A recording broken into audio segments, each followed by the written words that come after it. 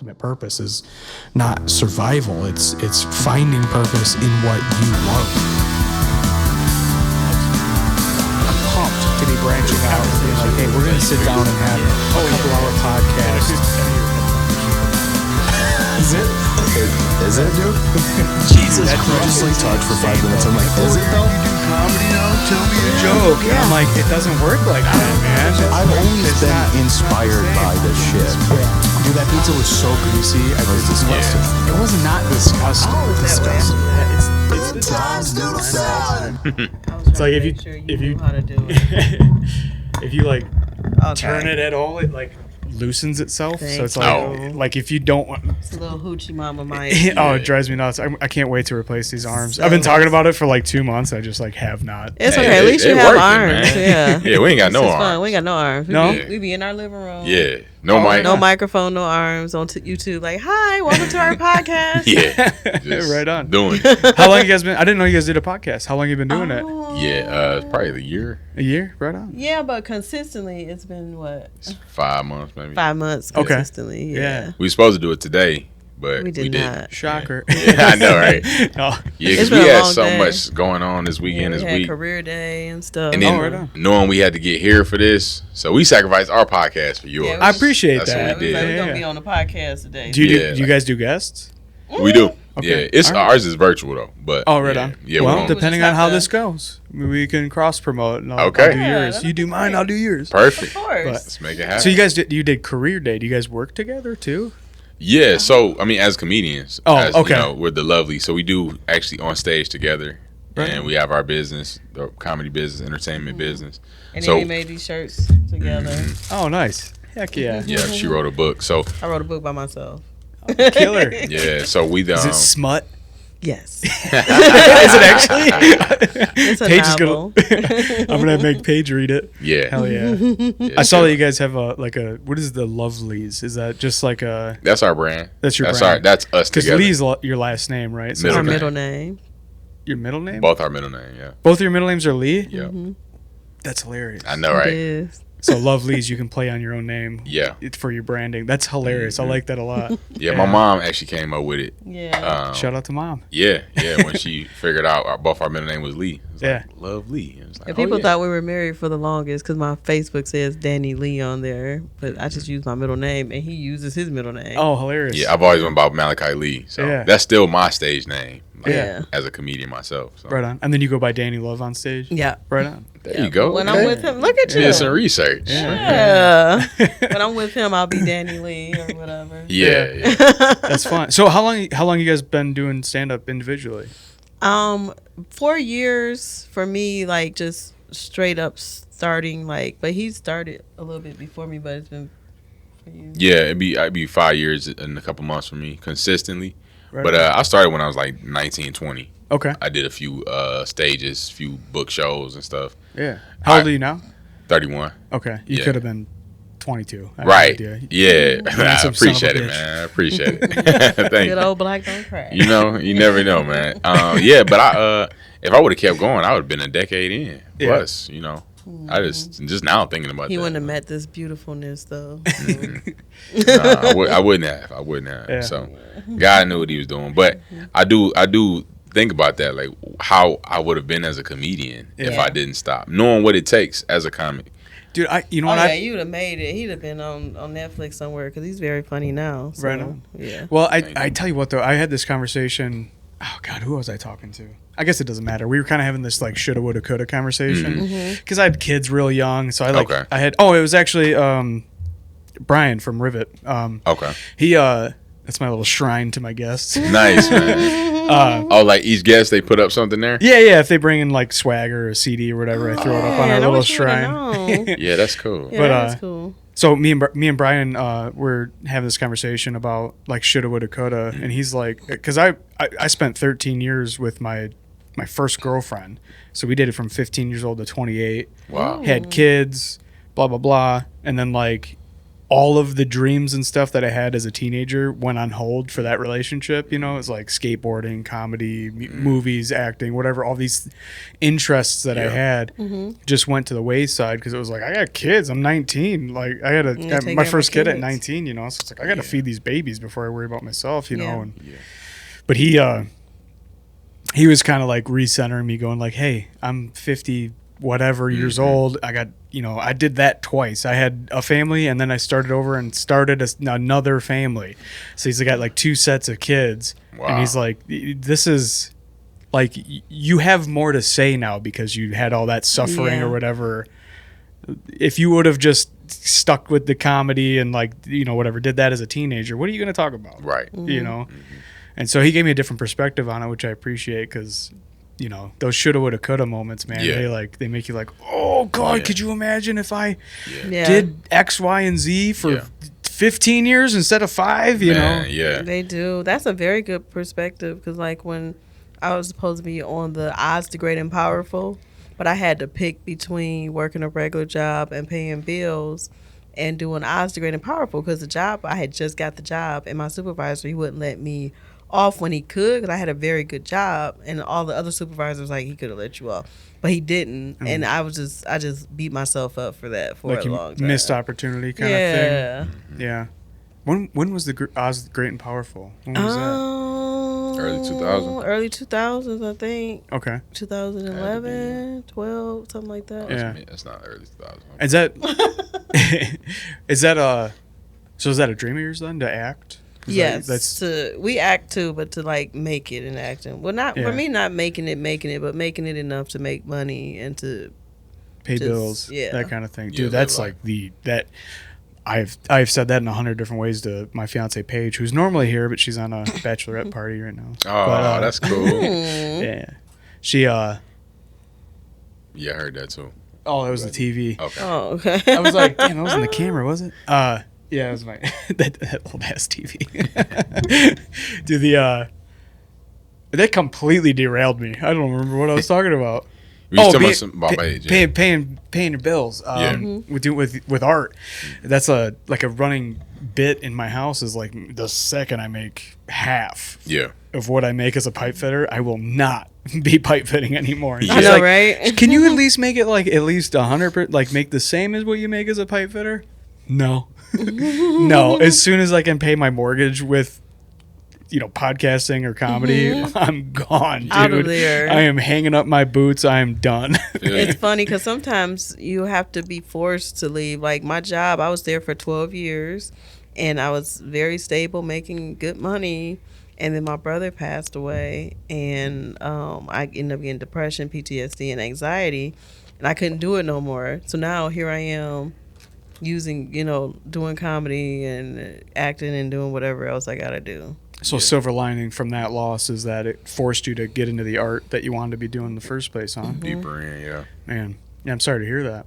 Yeah. The Paige lost her brother, so sibling losses are particular. Kind of you're grieving that I've never seen before, and it's hard. It's hard, especially because it was only them two. I don't know. Me and him, he lived with me. Yeah, I got another brother. We didn't get along at first, but now we're getting along, so that's a good thing. But Curtis was my favorite. Yeah.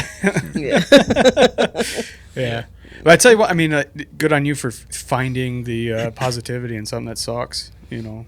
I'm working on it. Yeah. And was it recent? It's a process. It was 3 years ago. 3 years ago. But I cried for 3 years recent. Straight. And then I started doing good. And then I started my own little podcast, Love and Laugh with Dani Love. And that kind of helped me. I did like 11 episodes so far.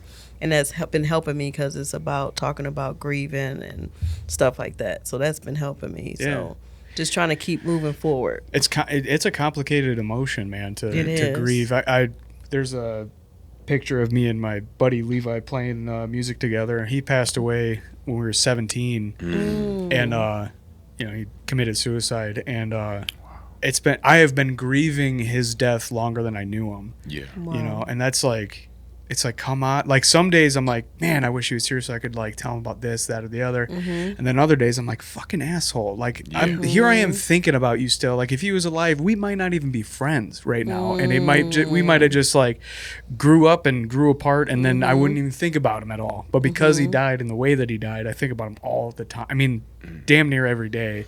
He's probably like a brother to you, though. He was, yeah. He was my best friend, and yeah, that's. I mean, it's like 12 years I've been thinking about this shit. You know, or God, 14 years. You know, 14 years I've been thinking about this shit every day. You know, it's like, come on. Yeah, every day I miss him, and then sometimes it's like, whoa, like it'll smack you upside the face because you think you're doing good. You're like, look at me, I'm so proud I made progress, and grief will be like, did you? Yeah, You're surprise. Like, oh, shit. Yeah. You're like, I'm not getting out the bed today. Yeah. That's how it is with anxiety too. You know, like you know, are you all right? You getting emotion? I'm sorry, man. No, you good. It's a heavy way to start the podcast. Hey, it's what it is. I'm sorry. But the with anxiety, like, so I have generalized anxiety, and it's the same thing. Like there's some days where I'm like, dude, I've been doing good. I can I can handle the caffeine. I can handle the the nicotine, which I get into once in a blue moon. You know, and then I'm like, and then all of a sudden it hits you like a brick. You're like, whoa, I can't handle this. I'm scared of my thoughts, you know. Yeah. Whoa. Yeah. Who are you? I'm you. Yeah, man. Yeah, I mean today, dude, actually I left work and we went to lunch and I got a salad. I'm like, if I'm gonna go out, I'm gonna try to be good. Yeah. So I get a salad and I went back to work and I just felt so sick, and I was like, "Damn it! Like, did I get myself sick eating a salad at a bar because fucking no one else is, you know?" So I'm like, that lettuce is just like sitting the there only for a one month, getting lettuce, right? And dude, I felt so sick. I went and threw up, and I was like, "All right, I'm good. Like, I just need to get it out of me." And then I tried to go back to work, and I was like, "No." Like, I'm just like, but since I left, I'm like, damn, was it that, or did I freak myself out and like get super anxious because I was like, right? I don't feel. I don't feel normal. Right? Do you even normally eat healthy though? Was your body like, oh, what is? Oh, this? I do. Yeah. Hey, first of all, come on, man. Do you even normally? I used to not fit in this chair. Oh, wow. I'm doing good. I understand. She said, "Do you even normally like that?" I get it. I do. Apologize. I do. No, you're being. Because I'm fluffy right now. I used to be a lot smaller than this, but the grief got me fluffy, and I'm still fine. Oh, Paige would say the same thing. But I'm fluffy thing. right now. Paige, when Paige lost her brother, she says the same thing. She like gained, whatever, I think like 60 pounds or something, and she's told me she might be mad at me for sharing that, but she told me that she's like, I didn't understand because people would like dive into weird ways of coping that she didn't understand that people would gain weight with grief or like start using with grief or whatever the thing is that they find their way to cope with. And then she's like, and then I lost my brother, and then it's like, eating and drinking and snacking and sweets and like all these things are a comfort to her. And then then she gained weight that she's lost a ton of. She's been killing it. But that's good. I don't know how I grieved. I don't know what I don't know if I dove into something or not, to be honest with you. For me, it wasn't the eating, like the cortisol levels in my brain. It's like the stress levels. It makes you not lose weight. You just get fat because of the cortisol levels. You just like stressed out kind of thing? Yeah, but I did start smoking weed. Oh man, I'm gonna keep it real.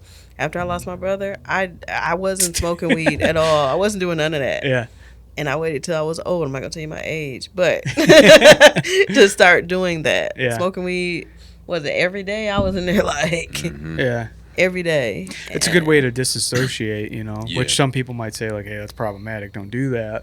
But I don't know, man. If it's not a destructive way to cope, I don't think there's any wrong way to cope. Yeah. For certain seasons in your life, you got to distract yourself a little bit, because if you're just sitting there thinking about it so much, like that time in her life, and not just so happened, that was like, we were like 3 or 4 months into our relationship when her brother passed, and so we're navigating being in a new relationship, hitting the peak of it, and now dealing with this new loss, and I'm stepping in, moving in, literally. Like, I didn't go home after that, Yeah, that wasn't even a plan. He just stayed with me. I just knew I couldn't leave her, and I already committed to her in my mind and my heart. So it's like, we needed something to distract ourselves. Then, you know, other than that, like I didn't know what I was doing. I didn't know what I was going to do. I didn't know if Yeah, it was a lot. But then I eventually came out of that and eventually was like, you know what, let me go take these medications.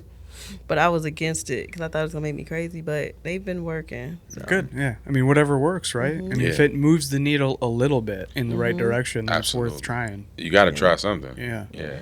That's got to be hard in the beginning of a relationship, too. Because, like, I mean, 3-4 months in, you barely even know each other. Exactly. Like, you feel like you do, but you really don't, you know? Yeah. And so, like, to go from, oh, this fun chick that I'm talking to like, now this person's grieving, like, a real hard loss. Yeah. So now it's a different version of her for a long time. And that's a... that's a hard thing to... That's a hard thing to navigate, man. Yeah, it was. Yeah. And he took on it, and he had, like...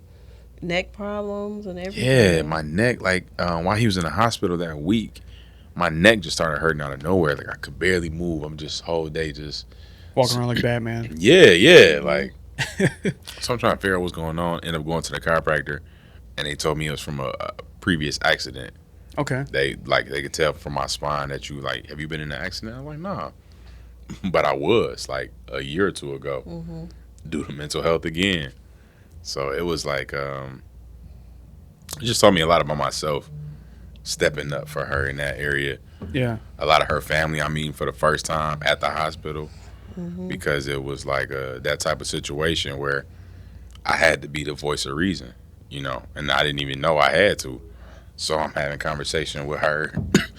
I'm sorry. Having conversation with her and her brother, like, hey, y'all might have to make a life decision now because it's not looking good, and I'm not even knowing what I'm doing, but I'm listening to what the doctor is saying. Like I said, I'm meeting some of her family, but I've already committed in my head. But what the blessing was with our relationship, if it was straight up new, like if I had just met her 3 months ago, I probably would have left, honestly. But we had already had a history. We was already friends for a year before we started dating. Oh, okay. Yeah, we had met in 2018 initially. You know, and so it was already pre-set up to where I know who this person is. She's gonna go through something that's gonna change her, but I still know who she is at her core. Okay. You know. Yeah. And It's a little different than I was thinking, but yeah. Yeah, but to your point, if it was, like I said, if it was fresh, and I was at that time in my life, I wasn't in hospitals like that. Like a lot of my family was healthy. Only person I lost in my life was my twin brother, and he passed like a weekend after our birth. A week into my life. And he passed away. So, I mean, I grieved that. That was my biggest grief. But up until then, I wasn't used to hospital visits and a lot of funerals. Yeah. So, if that had been fresh and early on, I would have respectfully slid. Like, yeah, you just need time. Yeah. You know. No kidding. Well, it's also, like, not the person's... It's not their fault either. Yeah. That's the toughest thing about it is, like, I committed in my mind, like, okay, this is the person I want to be with. I love it. You know, it feels great. It's everything I asked for and needed. So then when that happened, I'm like, I can't go against what I knew to be true. Yeah. Although this is a difficult situation. She didn't choose this. She didn't switch up. Right. Because most cases, you have people that switch up. They show you a version of themselves, and you get into the relationship, and then they give you the real you, the real them. Yeah. Yeah. And we all have a real us that isn't ideal. Yeah. We all have that. But some people fake as well. Yeah. And that's different.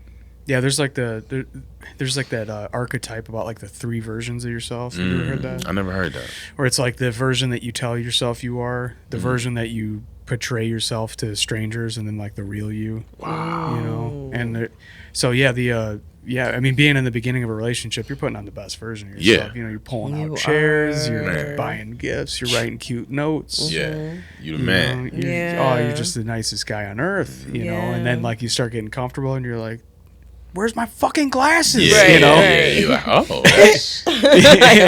that's what you mean. Yeah. Like, So I mean, like that, you know, that stuff starts to slip out. But man, that's gotta be fucking hard though. Yeah, it was tough. And then with me and him, it seemed like we were just being ourselves. Like when we were initially dating, it seemed like we went together forever because we were just ourselves, you know. But we were ourselves when we were friends too. So it was like you didn't have to really be nobody else. Like I did do stupid stuff. He already saw that. I already saw his stuff he did. So it was just like. So there was no like put on my best show, do Yeah. the courting and pretend I'm some Yeah. like perfect version of myself. No, yeah, it wasn't because when we met in 2018, I was doing a play at my church. This was the first time we had did like a professional play, and I've been pursuing acting most of my adult life, and so she was the manager of the play, and they brought in all these hired actors, and I was one of the actors, and so we met then, and then in 2021 we took a comedy class.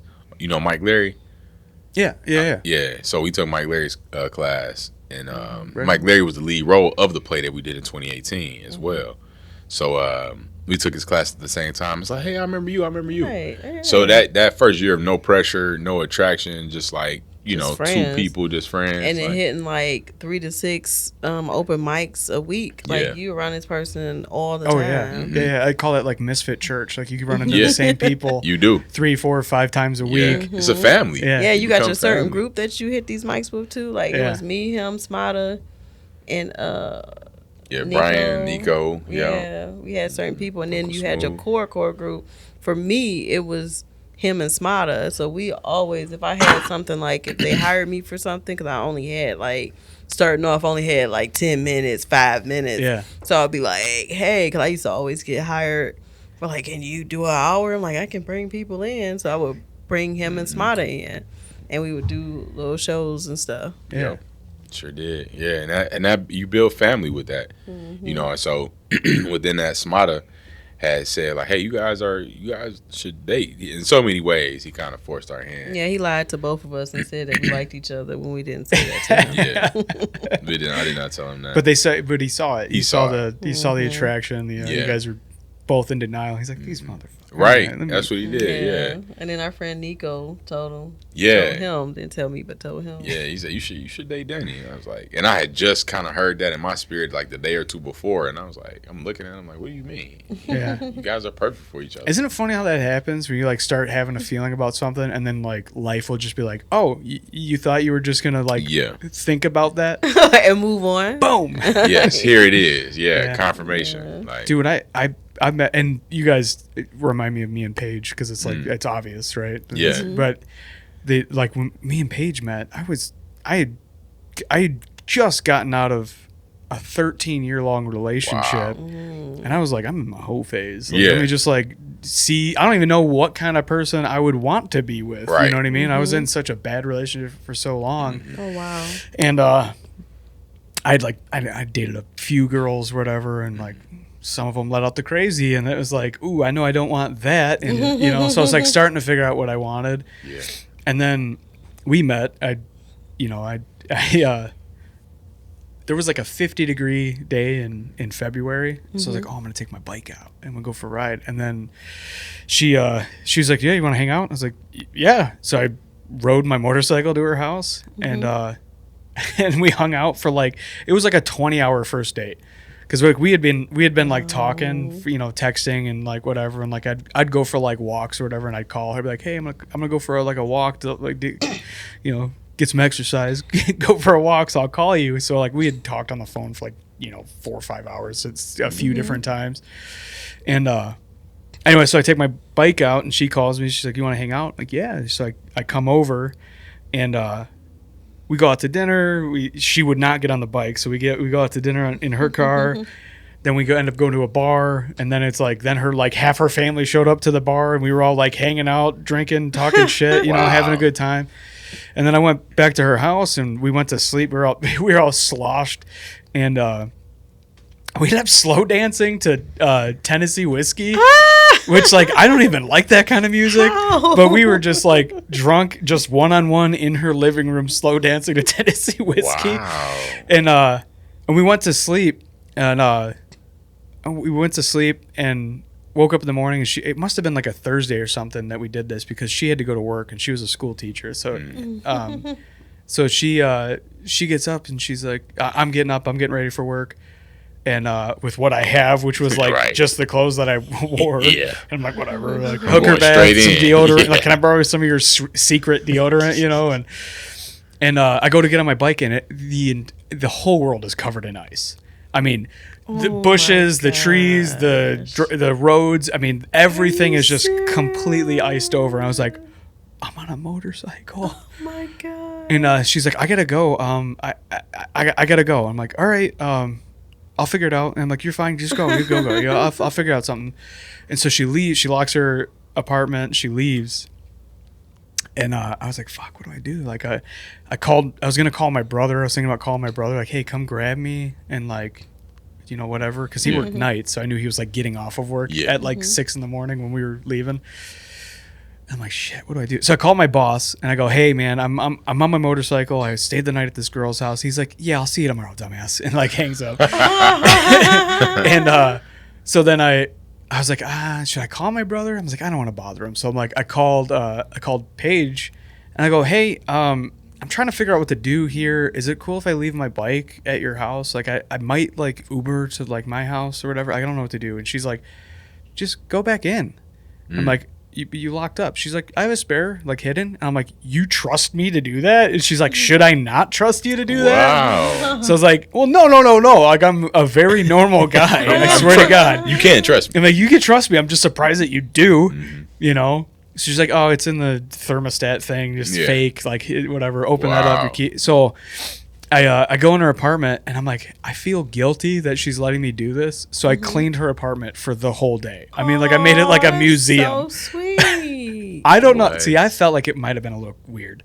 I was like, this is I thought weird. that was sweet. I think that's sweet. I can see how you thought that though. I was like, because it looked you like get- it might look like I'm trying to snoop. Because you got to get in her personal space Yeah. to clean right. a hole in. If Yeah, you're oh, that yeah. type of person, you have to snoop. But like, if Yeah. you're not that type of person, it's Yeah. like, Oh no, I was Snapchatting her the whole time I was doing it. I was like sending her like, why the hell do you have like, you know, she had like this like old like early 2000s video game that you plugged into the TV, or it wasn't a video game, it was like a board game thing, whatever. But you plugged it into the TV to play it, and I was like, who the hell has this anymore? Like I played this shit back in like '99, you know. So I'm like cleaning her apartment and talking shit.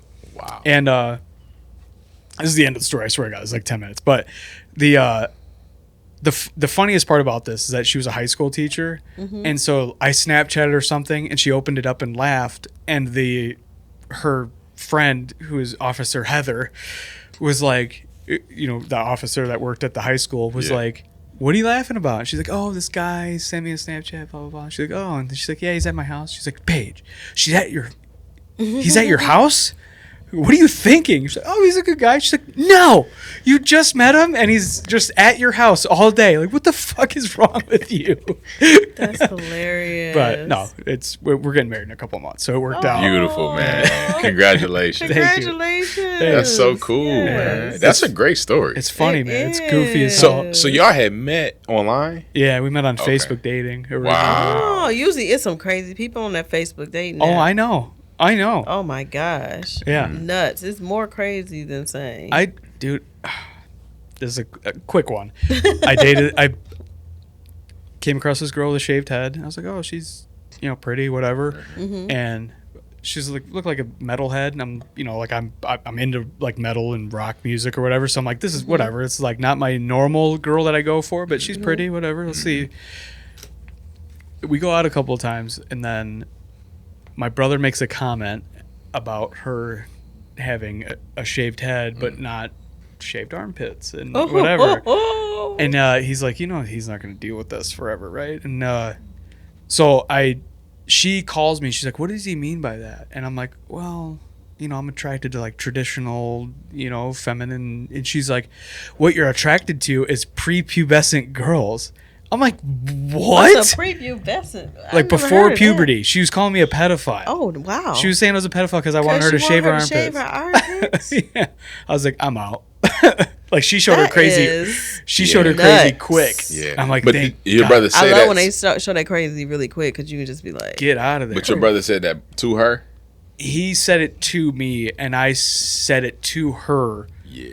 saying like, he doesn't know what he's talking about, blah blah blah. Got you. And she was like, well, what did he mean by that? And I was like, Yeah. fuck. All right, well, I got to tell the truth Right. here. I don't Right. like this. You Yeah. know, You this you want isn't- her to shave her pits, but you tried to tell her in a nice way. Yeah. And she was like, Because you got to shave your pits. Yeah.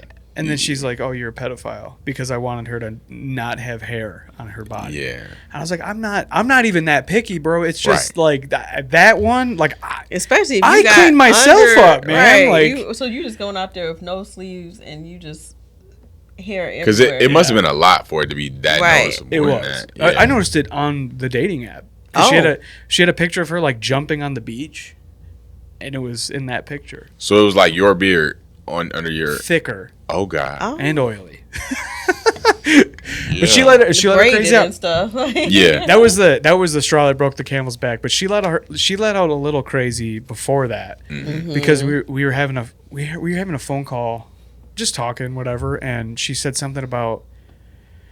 I think I was telling her about like the gym, like my gym session or whatever, and she's like, "Yeah, you don't want to do all that or something." I was like, "Yeah, I do," and she's like, "Well, you don't understand how it works." I'm like, "Yes, I do. What are you talking about? Like, I've been going to the gym my entire life. Like, I go up and down with weight, but I've been going to the gym since I was a Right. kid." And she's like, "Well, you don't understand how the body works," and I'm like, "Yeah." So I was like, "Okay, hold on."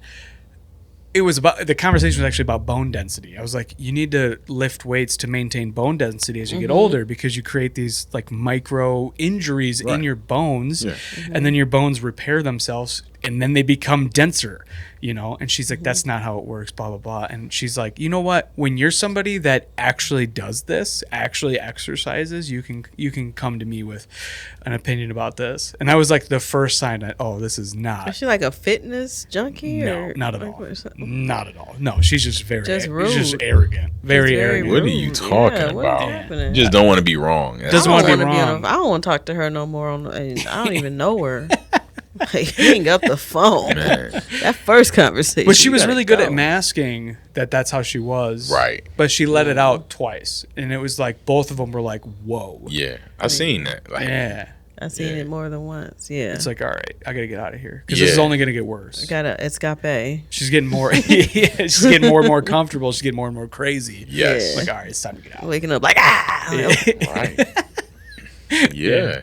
You gotta choose. You gotta choose your crazy. Choose your. yeah, how much crazy quirky. do you want? Yeah. Yeah, because he know I'm crazy. But he knows how to deal with it. Yeah. And he knows how to check me on it too. I love it Mm-hmm. because I do some stuff and he'll be like, "You don't say that." And I'll be like, "Oh shoot!" When he say don't say that, I'm like, "Oh, I done messed up." I'm not used to being the problem in the relationship. Usually, the guy is the problem in the relationship. Yeah. But since all this trauma in my life, I've become the problem, and he's the normal person. So Dude, I tell you what, I felt like I was perfect in my old relationship because Yeah. me and my ex had so many problems that I could like peg on her. Mm-hmm. Well, you cheated and you stole and you whatever, you did this and you did that, and then I never looked at what I was doing until I was in a healthy relationship, Yes. and I was like, why did I Ooh. just do that? right. Or like I'm yelling and I'm like as I'm yelling about something, I'm thinking I'm not even that mad about this. Yeah. Why am I yelling? Why am I yelling? Why do I need to yell right now? And I was like, you know what? I need to relax. I don't know why I went to that level. That was I not don't necessary. know who that is. Yeah. Right. So yeah, I mean it's Healthy relationships will expose you in a good way. Yeah. Because although I'm not the problem, I have problems. I'm not perfect. And I'm working through them. And I'll catch myself like, oh well, yeah, like you said, why am I yelling? Or yeah. okay, I do have to be more patient. Even if she is giving me a problem, it's like I have to be patient through it.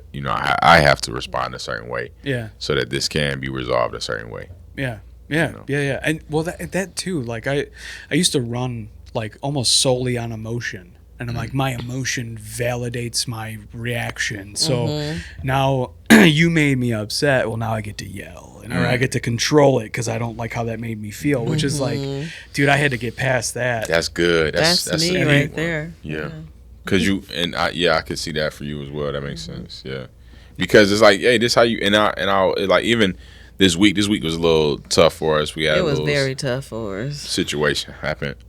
And I'm seeing how this is making her respond. And then because she is in this heightened state of nervousness or whatever, is affecting everything. So then well, I guess we'll just, it's like, yeah. it's like, hey, why are you saying, now you saying that? It's like, okay, I ain't trying to hear that. Like, Yeah. but it's never the problem. Right. It's the problem is the problem versus that person. It's like being your the problem. your patience level is becoming an issue because Yes. of the things that you're having to deal with. Yes. Your plate's so full. Yes. Yeah. Yes. I get It like that all the time. It trickles down. Yeah. Paige, I wish Paige was here for this because she would be shitting on me so hard right now. She'd be like, I'm the king of this. I'm the king of like, we get in the car and I'm like, no one's allowed to talk because my brain is like fried from problem solving all day, you know. And then we have 3 kids, so it's like, you know, I work. I mean, just as a hypothetical, like I work 10 hours and then I come home and then like me and Paige have to get ready, go do a podcast. And then you're like locked in talking for 2-3 hours or whatever. And then you go get the kids and then the kids have something that you got to go take care of. And it's like 9 o'clock and I've been going since 6 a.m. And the kids are like 6, 7, 6, 7, 6, 7. I'm like, what are you say that again? I'm a frick. I swear to God, I'm going to pull count over. to 10. Yeah. You know, and then I'm like, that's not the problem at all. They're just acting like kids. Right. I'm the one being a bitch, dude. I'm like, the problem. I'm the problem here. Yeah, they're just being kids. They're right? just being exactly what they're supposed to be doing. Dad, you're acting so 6, 7. Right? Yeah. That's so true. Like today, like I just really went completely off on him yesterday because I was just like so frustrated. And then he had like this water in my car. Like he made sure I have water and stuff like that. And I was like, oh, I got a good husband. My dumb ass. Yeah. Oh, dude. But it's good that you like recenter yourself though, and you see the little stuff because like there's days where I'm like, what the fuck is wrong with her? You know, and like, and 99% of the time it's me. But like, I'll be like, she knows, you know, and I'm like stomping around the garage like fixing something that doesn't even, you know, and then I'm like, oh. Yeah. I gotta relax. It's not me. Man. Or it's not her. It's me. Yeah. Man, our Or sometimes emotions. it could be them, but they make mistakes. They're human, and it's like, okay, this person, you know, I'm always the problem. They may be the problem right now, but then I become the problem because they made a mistake, and now I'm like going in, like, why would you think like that? I don't understand. Yeah. Twisting the I'm used to knife. you being perfect. You know, like, what are you doing? Yeah. So yeah. Emotions, man. Emotions as a person. I've recently this year got into therapy myself, and it's been amazing for me. Yeah. It's been a tremendous help for myself. You don't realize how emotional we are as people. You know, and women are more emotional, but men have emotions. And I feel like that's the biggest misconception we have is that men don't have emotions, and that because we do and they're not addressed and inspected properly, then that's why you crashing out. That's why you yelling, because you didn't properly reset when it was time to reset, and then another thing comes at you, and as a man you got to deal with it all. You got to take it head on. So we the ones that need the therapy the most, for real. Yeah, a lot of the times for sure. Like, especially if you're raised in a household with like a traditional dad where he's like the only you know, I joke about this, but I felt like the only emotions I was allowed to have was like angry, happy, horny, and hungry. Yes. And that was it. Yes. You know? It's good. No sad. And then I mean, it took me, I mean, I good for you getting into therapy. I don't want to step over that and not say anything. Good for you. Yeah, that's awesome that you did it. I also I was in therapy. I was in therapy for like 3 years, and then I did like a men's group therapy session thing for a year as well, which is like a class. That was way harder because you start to see patterns in people that you think are problematic, that you're like, oh shit, I'm doing the same thing, but I think this guy's an asshole that's in this class. So that was really, I mean, a rude awakening to the way that I thought about a lot of stuff. But my God, is it important to get into therapy and start understanding yourself, naming the emotions that you're feeling. I'm mad. Yeah. That's it. That's the only emotion you have. Yeah. What you're actually feeling is disappointment. Yes. Because you know, whatever you were so, you know, what and why so important. Like, where is this coming from? Where did the disconnect happen? And being able to have someone sit through it with you and say, okay, all right, so let's go back now. Yeah. It's like, oh, that's that. Right. And then you get to now the you gotta core work. beliefs. Yes. You get to your core beliefs and you're like, oh, that's why I was so frustrated by that, is because I feel like everyone should have already seen that this is what I would want and whatever. And, you know, it's so important. For me, what was really important in therapy was to find a therapist that didn't think I was funny. That was hard to find because I'm fucking hilarious. But that's good. I needed to find someone that was not a fan of me. Okay. I needed someone to be abrasive and go, dude, no, This is not, no, this is the way you're thinking is abusive. It's not funny. Right. You know, and that was hard, and I would end those sessions fucking furious. But my God, was that important? Yeah. You know, That's very good. important. my first therapist, I just have her giggling. I was like, I'm paying, you know, whatever, $50 a session to make her giggle for an hour. I'm like, what am I doing here? You know, Not gonna work. No. Yeah. I need somebody to make me accountable. Yeah, I had a guy. I did one thing. I want somebody I didn't know, but I had a guy that it went good for 3 sessions. But then the last session we had, it was he didn't tell me he only had 30 minutes, and then he didn't tell me it was gonna be a video call anyway. But he didn't tell me until like the last minute. Said it's gonna be a phone call. Like the minute before it's supposed to start, he's like, "I'm gonna call you." I was like, all right, this is weird. Then I'm getting into the first topic, and he's like, oh, yeah, by the way, I only got 30 minutes today. I got another appointment. I was like, You said be careful what you're going to unpack. yeah, be careful what you unpack, because I got 30 minutes. I don't have enough time to address the thing that Yeah. is my job. Like, right. Like, you know what I'm saying? Give me 30 minutes is 45. not a long time. Yeah. Yeah, so it was... No, we're already at 40 minutes. Yeah, it was like 10 minutes in, but it was like, so now I got 19 minutes to left figure out what I want to say. Yeah. Now I'm just like I was so quiet, and he kept saying stuff because I got quiet. He kept like, he was like, yeah, because I had been sick, and then he said something else, and then I had, my brain was like, you gotta say something. I was like, yeah, ginger is good for sickness. Like I was that shocked. Like, Not ginger is good. Oh, so he was like distracted, it sounds like. well, I think he felt me kind of shut down when he said it. He was like, hey, be careful because I only got 30 minutes. I see, yeah. And then I got quiet, and then he like, yeah, because I've been sick. So he tried to like, Try to fix it. yeah, explain Right on. why. Okay. You know, so he's I've trying to been catch sick. up on stuff. Yeah, I've been sick. I forgot about this other appointment. My schedule been Trying to give crazy. you a reason. He kept giving me reasons. Yeah, and I after that session, I was like, hey, well, I'm just gonna find somebody else. You know, Yeah. because I was already skeptical about it. Already skeptical about it being a video call instead of in person. So with all that being said, I was like, and I felt dropped. You know, and even me being in that space to protect myself, to say no, I don't want somebody. I'm already opening myself up to this guy. Yeah. First session, I cried my eyes out. So, man, I already feel connected, but now I feel dropped. I feel, you know, because he could have just told me like, all right, let's reschedule. Even if it was like we got to reschedule next week, whatever. I only got 30 minutes. All right, I'm gonna see what's I would up. rather get the full Reschedule. Monty in the Yeah. future than give me some half-ass Yeah. session where I feel like Yeah. I'm not a priority. Facts. Are you okay with a 30-minute phone call? Oh, No, okay. I'm not. Right, then Okay. I can see like I Right. could do that or no, I don't want to do that, Yeah. and then we can Yeah, reschedule. I've been asked that before. Like, are you over? No, I'm not. Okay, so let's Right. reschedule instead Right. of making me do it. Like, no, You I'm not made gonna me do that, yeah. I always hated the like my therapist would try to make me do Zoom calls, and I'm like, I'm not doing it. I'm not doing this. You did in person. Yeah, I was like, I want to do it exclusively in person. She's like, well, I'm only in this office on these days. All right, let's figure it out for those days. I'm like being on a Zoom call. It's so disconnected. I can't stand it. You know, you say something, they're like shoving their dog away, and they're like their husband's walking behind them in the back, and I'm like, you know what I mean? It's like, Yeah. this is so like, what Yeah. weird world is this? No, like I want Yeah. to sit in person in a professional setting so that we can do this thing that's supposed to be confidential. I don't want me playing in the background of your living room and your kids playing like Fortnite on the TV in the Oh, background. You know what I man. mean? None of that. That You- didn't. That Right. didn't Yeah, happen, I'm like, but- But it's dang, the but thought you of it. where are you But, getting like, these therapists?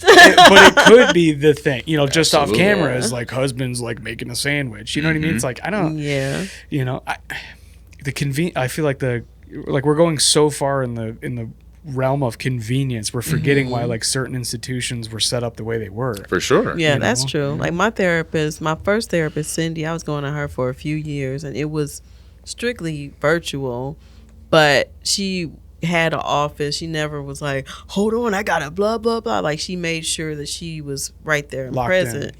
But after she retired, which I think she quit because of me, it was too much.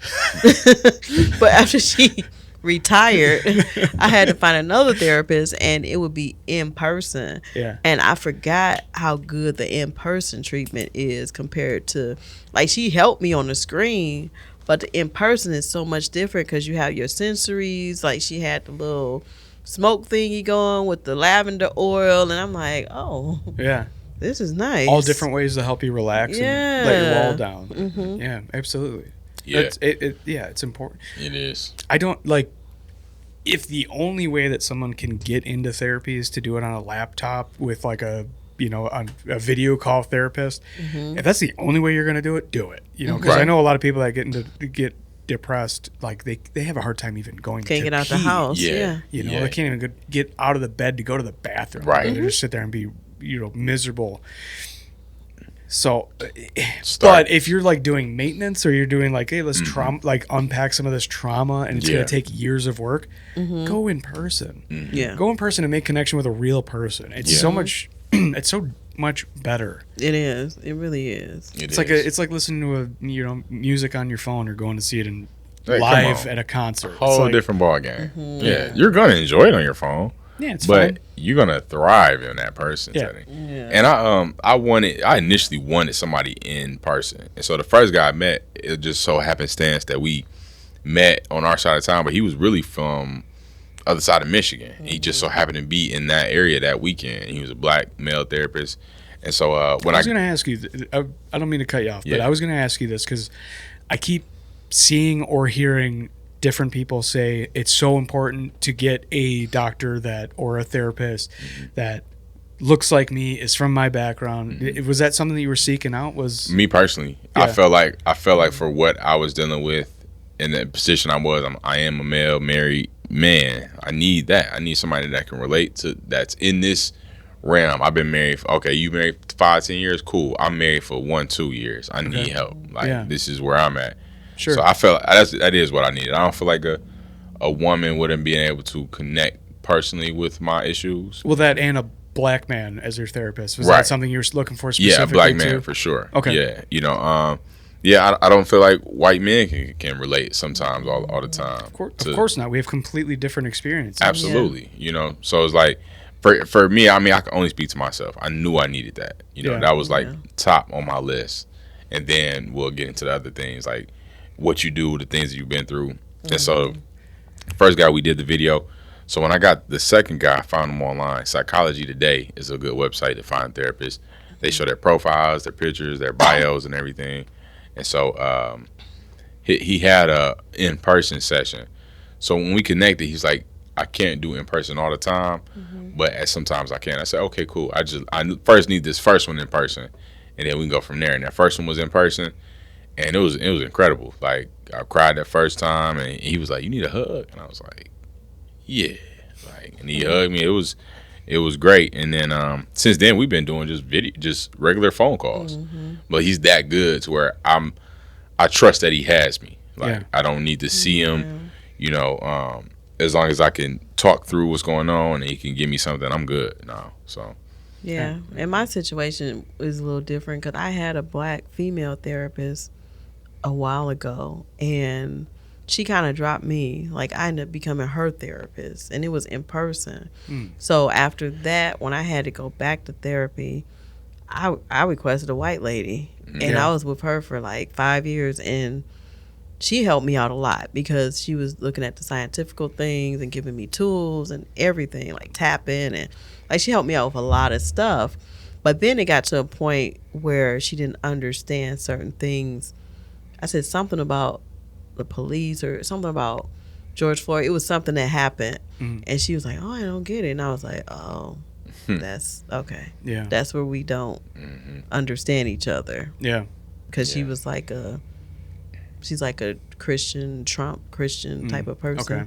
and it was just like we just You're not going to kinda- understand on this level. Yeah. Yeah, I tell you.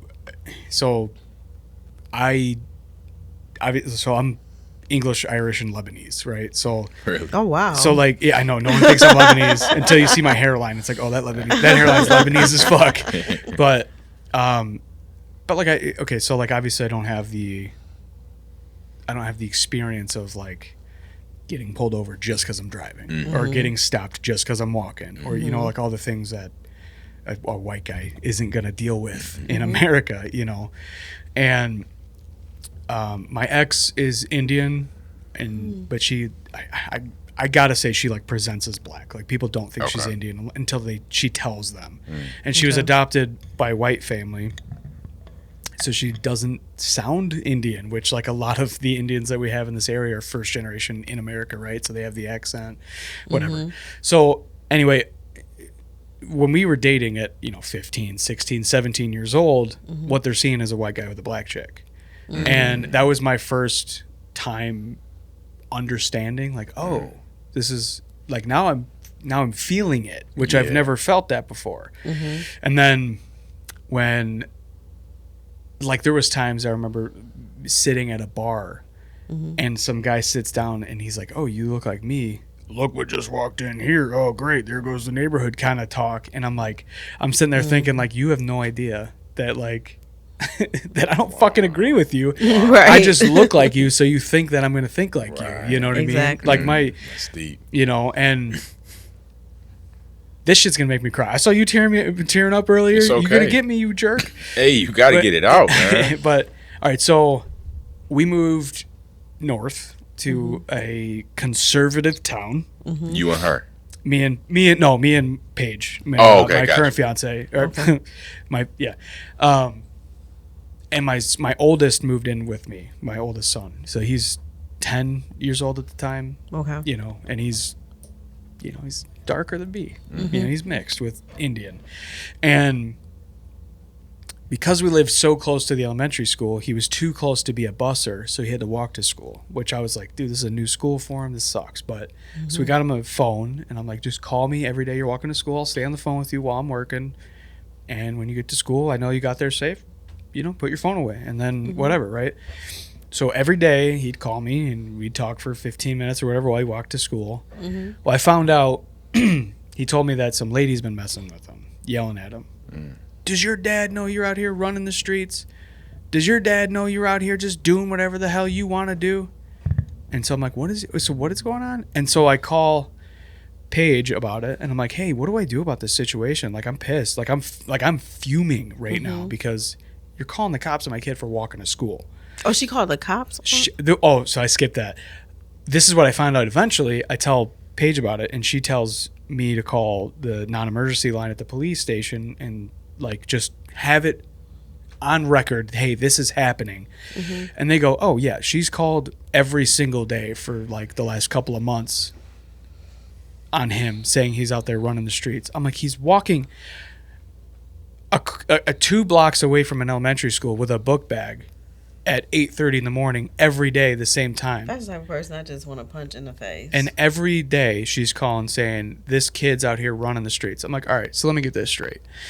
You see a brown kid wearing clean Nikes and a JanSport backpack walking by himself at 8:30 in the morning towards the school, and the first thing you think is hood rat.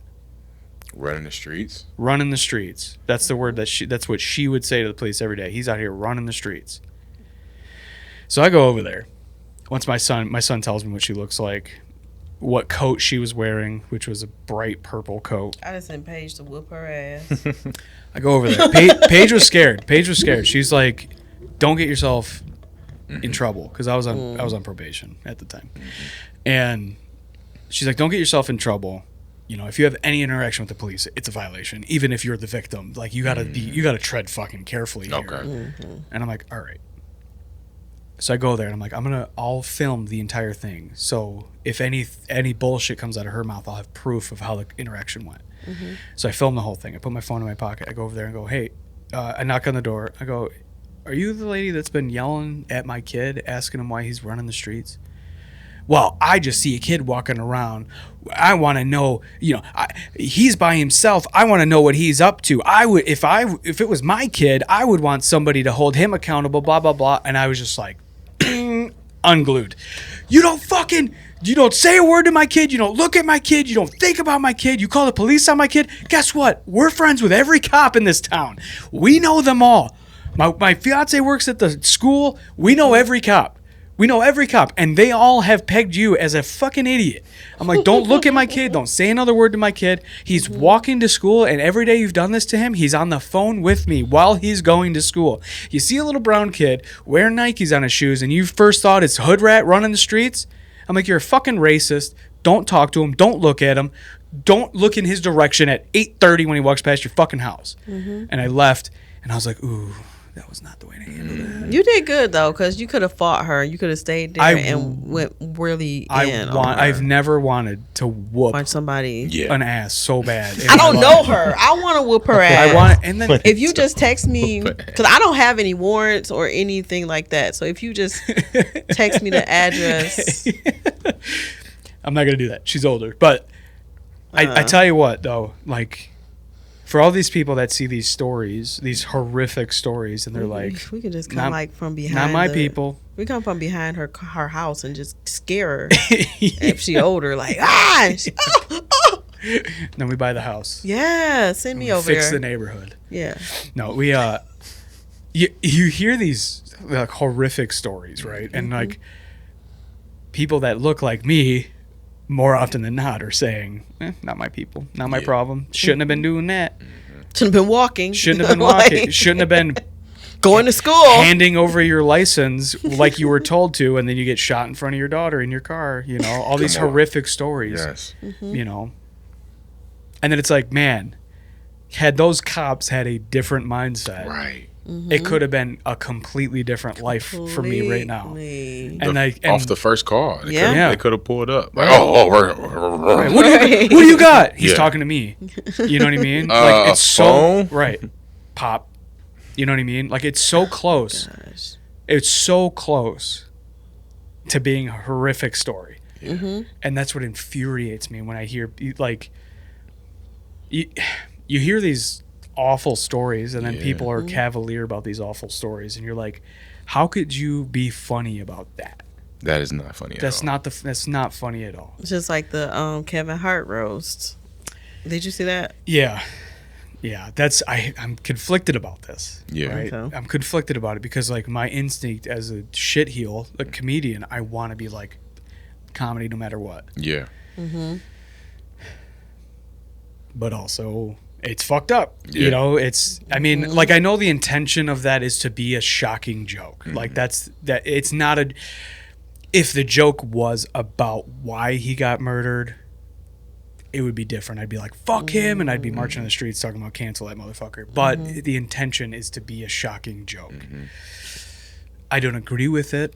I wouldn't have said the joke. I also don't think I don't think his house should burn down because he said a joke that people don't like. Yeah, for me, coming from him, like it was coming from someone. First of all, I didn't like the joke. Everything he said was funny until he got to that joke. Yeah. And coming from him, it was like it's like, this is my chance, because he's already racist. So it's like, this is my chance to Do you say think he's something. Tony Hinchcliffe's Oh, racist? yeah. Why do you think he's racist? He was at Donald Trump's thing, and he was talking about black people and all kind of stuff. talking about. I've never seen. I'll find the clip if you want me to send it to you. But Okay. yeah, he's one of those people that supports Trump and Yeah. whatever he has going, and any kind of racism stuff that he has. He's one of those people. I don't know. I see. I haven't seen the clip, to be fair, but I do want to play devil's advocate. Half of the guys on his show are black comedians. Half the guys in his band are black guys. I mean, I just at a superficial level, you look at this guy, it doesn't scream racist to me. Like like half of his employees are black guys. Okay. So I don't. I mean, maybe he is. I mean, like, there's definitely. Yeah, I guess you could draw lines and be like, well, you're a Trump supporter, so you're inherently racist. But I do kind of feel like that's a cop out to like finding direct, like exact examples. Like, hey, this is a racist thing that he did. Okay. You said you have a clip. I haven't seen that clip, so I don't know. I feel you, yeah. But if we just boil it down to that, just that moment, just that joke, it's kind of a lazy joke. Yeah. It's very lazy. It's like, why would you, like, what are we doing? And It's what does he have to do with anybody? It's just trying to be shocking. It's just trying It's to be stupid. shocking. And that is the format of a roast. Like you're the format of that roast is to be shocking. But as a don't know. person with, it's like, do you check your moral meter? Like, how much morality do you have? Like, if let's say he's not racist, let's say whatever, looking at your moral meter, Yeah. It's like, why would you say that? As a regular person, Yeah. why would you say that and think it's funny? As a comedian who's been comedianating for years, why would you think that's funny? Like, Yeah. it's only been 4 years for me.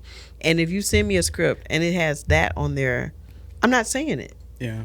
I'm not saying it. I don't know. I don't know. See, the roast style comedy is just not my jam. Like I talk shit. I'm a Yeah, me king. neither. I'm the king of talking shit for fun. But like if it's something that's like a severe trauma, it's I don't.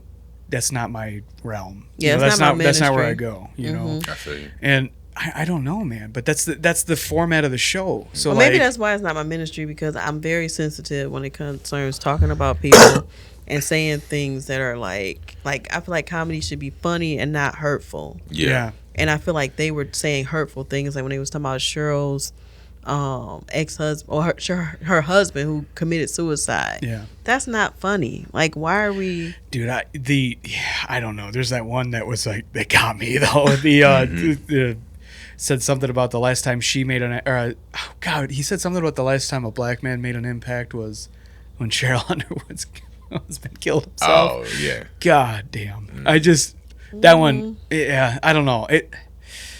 I feel like that's lazy. Like, it's other things about Cheryl Underwood that you can talk about. That's Yeah. like, that's not the only thing. Like, why are we?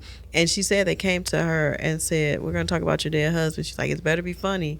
Yeah. It wasn't funny like that. Yeah. I mean, but Pete Davidson's been on like a handful of these roasts now, and they always like somebody always makes a joke about 9/11 to him, about his dad dying, and like That was not cool for talking about his dad. That was not but he cool. makes jokes about his dad too. You know what I mean? Like it's just that format. That format is like, hey, Yeah, are we it's all agreeing to like say whatever horrific shit we want to, and then you're also like, all of your traumas are public.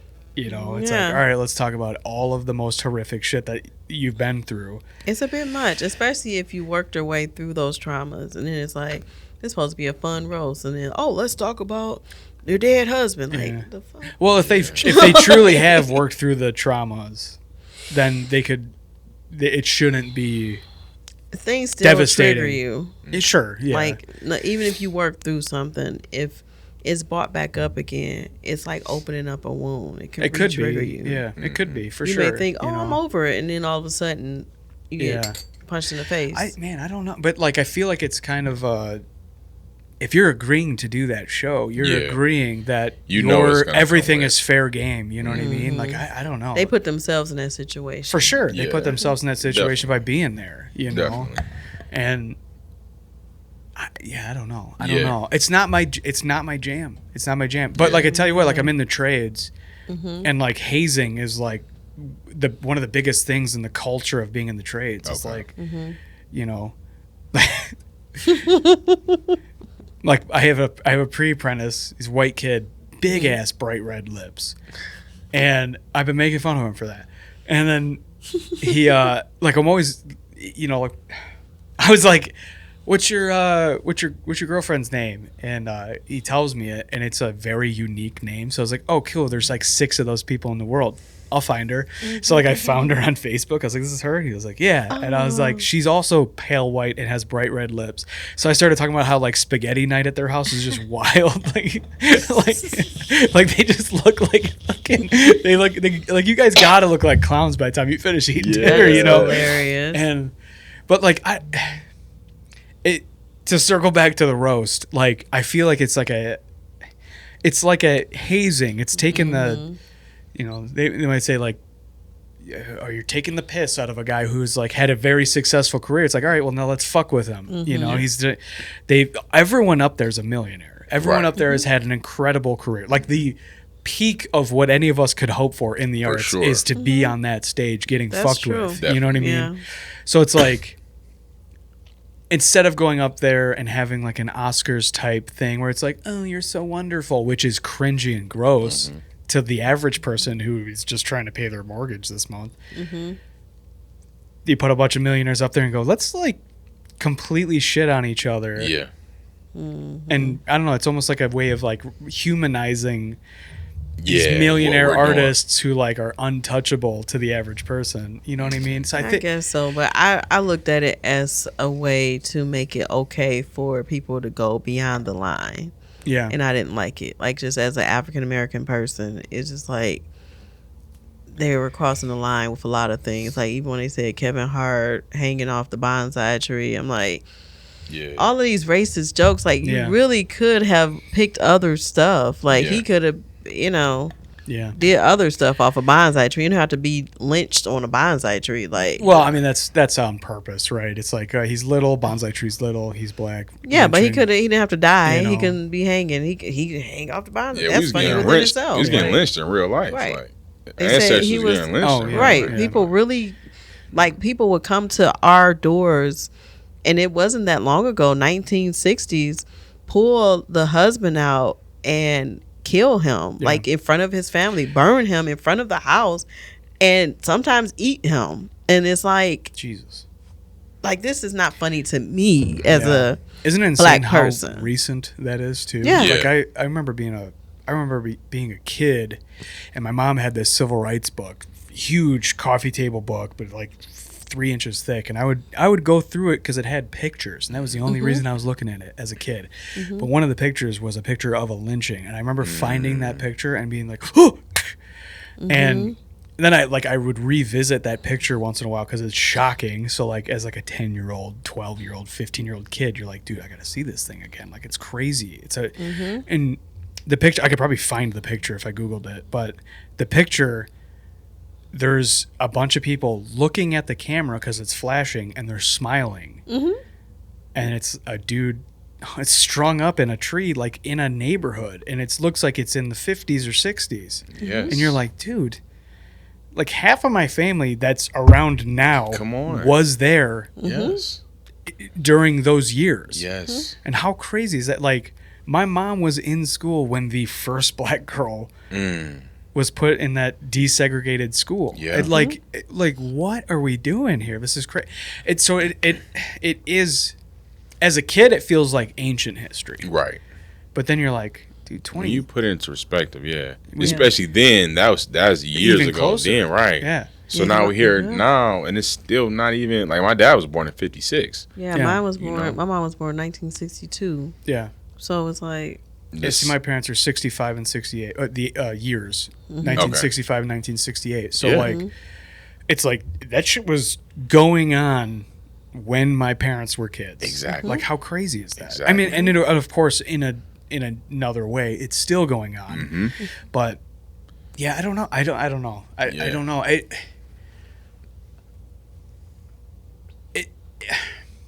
If the intent behind the joke is good, I feel like you should be able to say anything you want, as long as the intent is your intention is, I want to make a joke that's going to kill, like just absolutely destroy people. The roast is a weird thing, right? Because Yeah. it's like you're playing right up against the line where it's like, how ridiculous can you get? How edgy can you get? How shocking can you get? And obviously those guys are pushing the boundaries, and I don't that's not my style of comedy, so I wouldn't write it. Yeah. I wouldn't talk like that. I feel you. I have a lot of conflicting ideas about Yeah. yeah, I know as You a know? comedian, And as a a lot of comedian, yeah. comedians are like, yeah, we got free speech and Right. stuff like that. But just for me, I feel like it was like we were being lynched all over again. Like, it's okay to say that, yay, you know. And then now it's like you move the envelope, so now somebody else can be like, oh, let me talk about this too. Let me talk about this person getting lynched. Oh yeah, Yeah. I hope this person get lynched. And Yeah, let me then bring you up just the bringing other out more stuff. other black people that were murdered by the police. Like, yeah, let's bring them back. Like, I agree with that. You know, it's freedom of speech. You have that freedom, so why say that? If you have a free speech, this is what you're gonna bring up. Yeah. It's like, wow. And I remember what I felt when George Floyd was murdered. Like seeing, like watching that video, seeing the cop, his demeanor, look in his eye, and George fighting for his life. You know, and this is what we bring back up. Yeah. This like no, this ain't. And this then he ain't got a daughter. Like, his daughter saw it, and His she's family. getting picked on, and she's older now. I think she's 11. And it's just like, come on now. Yeah. Man, his family lost a person for no reason too. For no reason. You know, That's one of the craziest things that I've seen in this, Black Lives Matter kind of movement started taking off like maybe 10 years ago or so. And then you start hearing all these stories, and then in defense of these things happening, they go on smear campaigns as if selling untaxed cigarettes was a capital offense. Like you're allowed to kill somebody because they weren't paying taxes on cigarettes. Who gives a fuck? He What are should you have talking about? gone to jail Or be fined. When Trayvon happened, everyone was like, "Oh, he had Skittles and he had this drink, so he was going to make lean." It's like, dude, he's a kid. What the fuck are you Right. talking about? He's a little kid who was just walking. Minding his business. And then that douchebag was told not to interact and that the police would be there, and he then he goes and still fucking did. kills them. Yeah. You know? There we go. And then got money for it. Got millions of dollars. Like all the racist supremacists, they sent him all this money. And Yeah, I don't understand it. Like you go on a smear campaign for somebody that lost their life. Yeah. You know? yeah, whenever I don't like politics, but for some reason, with everything happening, sometimes I do post stuff. And I posted about the roast, and people were like, well, George Floyd was a alcoholic or whatever. They was like saying bad stuff about him as if he's supposed to. You're supposed to be perfect. It's to okay get for murdered, him to die and in it front of be people. wrong. You got to be perfect to be murdered and it be wrong. What the Right. fuck is that? Like, Yeah. Nobody's perfect. I don't. It doesn't matter. Was what he was doing a capital offense? Right. Punishable Was by he death. was he Like, murdering Right. somebody or raping not- somebody? Yeah, if they caught him murdering 10 people and they had his knee on the neck, Kill him. we ought to have been like, yeah, He had no choice. Get Like, rid of well, him. hey, Good do what job. you gotta do. Hey, Right. salute, man. Right. I'm gonna hold him down till we Right, get I'ma help somebody you else. out, There. Yeah, right. hold him down longer because Right. he was wreaking havoc. Right. But that wasn't the case. You ever read Malcolm Gladwell's books? Mm. Dude, he's got a book. I think Gladwell. it's the Tipping Point. I've read all of his I've books. heard of that book. I've read all of his books except for the Bomber Mafia, but I think it's the Tipping Point where he opens up talking about Sandra Bland, and he goes briefly in the beginning of the book, he goes through the history of like what she had been through to get to the point where they had this horrific interaction that ended up with her death. But the book is actually, it's not specifically about police versus, Black Americans. It's like, hey, what are the events that led up to this being inevitable? And man, that's a powerful book. That's he talks about how she basically, I mean, I don't remember the details because I've read it a few years ago now, but essentially she was down on her luck for a long time, and this moving to this new town was supposed to be a reset on her life. Like, oh, this is a new start, a new job, a new town. Things are looking up now. And then she gets pulled over and she's pissed and she won't put out the cigarette because fuck you. You're already fucking with me here and I've been down on my luck and I'm not doing it. So a simple bullshit offense turns into her dying in police custody. And it's like, man, all of these events and this culture and this training and this police department and all of these things created an inevitable event, which was Sandra Bland's death. It's a That's powerful book. Sounds like a good book. It's Yeah. a powerful book. I love them diving deep in that. Yeah, Malcolm Gladwell is an incredible author. He's my favorite author by far. He can find the commonalities in things that you would never think have anything in common. It's incredible. He's an amazing author. But Definitely gonna check him out. yeah, Yeah, for sure. yeah. I've heard of Tipping Point. Yeah, before. he's got Tipping Point, Talking to Strangers. Oh, maybe it was Talking to Strangers. Shit. There's so many of these stories within his books that it's like hard to keep. Because like Talking to Strangers, he talks about how Talking to Strangers. yeah, like I mean, he talks about how not Churchill, but I think some other British leader met with Hitler, and because of how friendly and hard he shook his hand and how he looked him in the eyes when they had their conversations, the leader, I think it might have been a duke or something, I don't know, from England, he had written in his notes that he was certain that Hitler was not going to invade Poland and not going to invade Austria because he had the absolute confidence that he was telling him the truth. So like in that book, they're talking about how like talking to strangers is so you can be so misinterpreted based on your own biases, you know, and they're representative. Yeah, and like one of them was the I don't remember her name, Amanda Knox. Okay. The one that got arrested for murdering her roommate in Italy or whatever, the college student. Have you ever heard this? I haven't heard that. Huge documentary. It was like Netflix's like first like huge documentary that everyone watched. She all the stuff. She had a weird defensive way of speaking, and that was like their evidence that she had to be guilty of this murder, because the way that she, like one of the first interactions she had with police, her roommate, I think it was her roommate and her roommate's boyfriend were murdered, if I remember this right.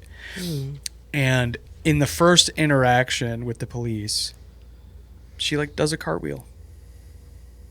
And like she asks about like getting changed or whatever, and they like, you can go get clothes, and she like danced as she shimmied her clean pants, and they were like, someone who is just found out that their best friend, college roommate or whatever was just murdered would not behave this way.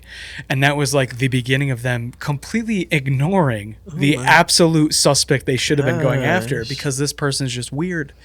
So she spent a ton of time in prison. It took a long time to get her out, and she was, you know, So she didn't do it? she did not do it. I didn't think she did. It sounded like she was just crazy. She's just weird. She's not even crazy. She's just like, I don't know if she's autistic or something, but like she just like there's these social cues that everyone expects that she didn't abide by. Yeah. You know, she has a weird way of speaking, a weird way of behaving. Yes. And these police were like, she has to be guilty. She must be guilty because she's not upset. She's not devastated. She did a cartwheel. Like, why would she do that? You know, Because she's special. That's why she did she's that. just different in some way. In some way. She socially just doesn't have the cue. She might have had an IPA in IPE. IEP. IEP. Yeah. That's what it is. Yeah. IPA. She might have had a beer too. She might have had an IPA and an IEP. IEP. She's drunk and special. I understand. I've been there before. I understand. I get it. But Wow. yeah. I'm gonna check that out. Oh Yeah. man, yeah. Malcolm Gladwell's incredible. He's my favorite author by far. He draws these lines that you just would never see. Yeah, amazing. I love it. He's got a book about the World War II bombers. I just don't care. I just don't care. Yeah. I'm like, I want psychology books. You know. I love psychology books. Yeah. Yes. Oh, Have you? he's gonna be your jam. The Then. Body Keeps the Score. Have you ever read that? Oh yeah, Oprah's. Oh, Oprah. Wasn't like Oprah it? involved in Oh, that? I don't know. I just The read Body it Keeps because the I Score. like. Oh, I'm not fucked. I'm not fucked. I up use just that. now. I use that as part of my research for my book. Love Hates Me. Yeah. Speaking of books, yes. What a clean plug. Yes. I love Love hates me.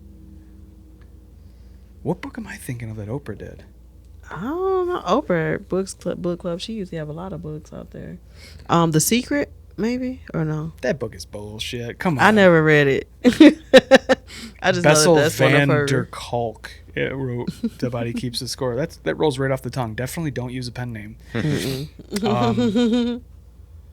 God, what is that? You know what? It's in my It's Audible. a really good book. I promise you. You probably Yeah. you won't read it all the way through in one sitting. It'll be. Okay. It's kind of like a learning type of book. So Yeah. I have to find what book I was talking about because I feel so dumb right now. it's okay. I feel dumb a lot too. I'm gonna find it. The Berries. oh god, dude, there was since we're on this like devastation kick here right now. Right. uh You need something, right? I read this book. Do you know the comedian Anthony Griffith? It sounds familiar. He wrote a book. It's devastating. Oh, It is wow. hard to get through. I don't have it. Like it's so good or so bad? Both. Both. I don't have it anymore. It must have been a free book on Audible that I listened to. Oh, okay, I yeah. don't have That's it how anymore. my book is. It's very hard to get through. It's a lot of You said it was smart. trauma. It's smart, but it's a novel, and it's about. Oh, you think my, I'm saying smart? I was saying smut. Oh, it's smart too. Oh, okay. It's smut. It's smart. It's everything that you need it to Whatever be. you ask, you're like, Whatever yeah, you need it to is, be, right? it Only is. $25 at lovelies.com. Hell yeah. Yes. Is Buy the it? book. But no, like my book is about my sister. She lost her life to my mom's boyfriend. She was only 4 and I was 6 and I was there. Oh my God. Yeah. Is this real? This is real. Jesus. And I had wrote a book about it. And so I made it into a novel because as a 6-year-old, I don't remember exactly what happened. But I wrote a novel about it. And at the end, I do have tools to help heal through childhood trauma. Jesus. Yeah, this is definitely... That's horrific, man. Yeah. And the man who took my sister's life, he recently apologized to me. Yeah. It's a lot to take in. It's a lot. It's a lot to take in. For Yeah. sure. it's Oh, Yeah. so Okay, much. so my first instinct Take a is breath. fuck you. Like That like, was mine. Yeah. Yeah. That's what I said. Okay. I was gonna say like I said that at first, but I'm a Christian and God was like, he wouldn't let me just keep saying fuck you to him. Like he was in a hospital. This is going to blow your mind. The guy is my brother's father. My mom was pregnant during the time. okay. And so my brother called me and said he's dying. And I said, good. Yeah. Good for him. But it's his dad. Yeah, but it's my brother's dad. And so How complicated is that emotion? it's a Can't lot. wait. Oh, sorry. I'm so sorry. I'm sorry for you, but Yeah. God. yeah. Do you want to get into that or no? It's up I to mean, you. it's cool. It was just a lot of stuff. We ended up going to see him because we went to go see one of our comedy friends who was in the hospital, and I just went there ready to fight. And he grabbed my hand and he was like, "I'm sorry for what I put your mom and your brother, my brother who recently passed through, and blah blah blah." And I was like, "That's not the issue. You murdered my sister." And he was like, "It was a mistake, and I hate that it happened." I was like, "You murdered my sister." Jesus. And he was like, "You're right. I apologize. I didn't mean for that to happen, and it's been a part of my life, my whole life, and I do apologize." And I couldn't go off on him. I just accepted the apology because the apology is not really for the person who did it. It's for you. You don't want to walk around with that bitterness and that stuff inside of you. So for the first time, I learned how to really forgive. I didn't know how to forgive until that day. You know, I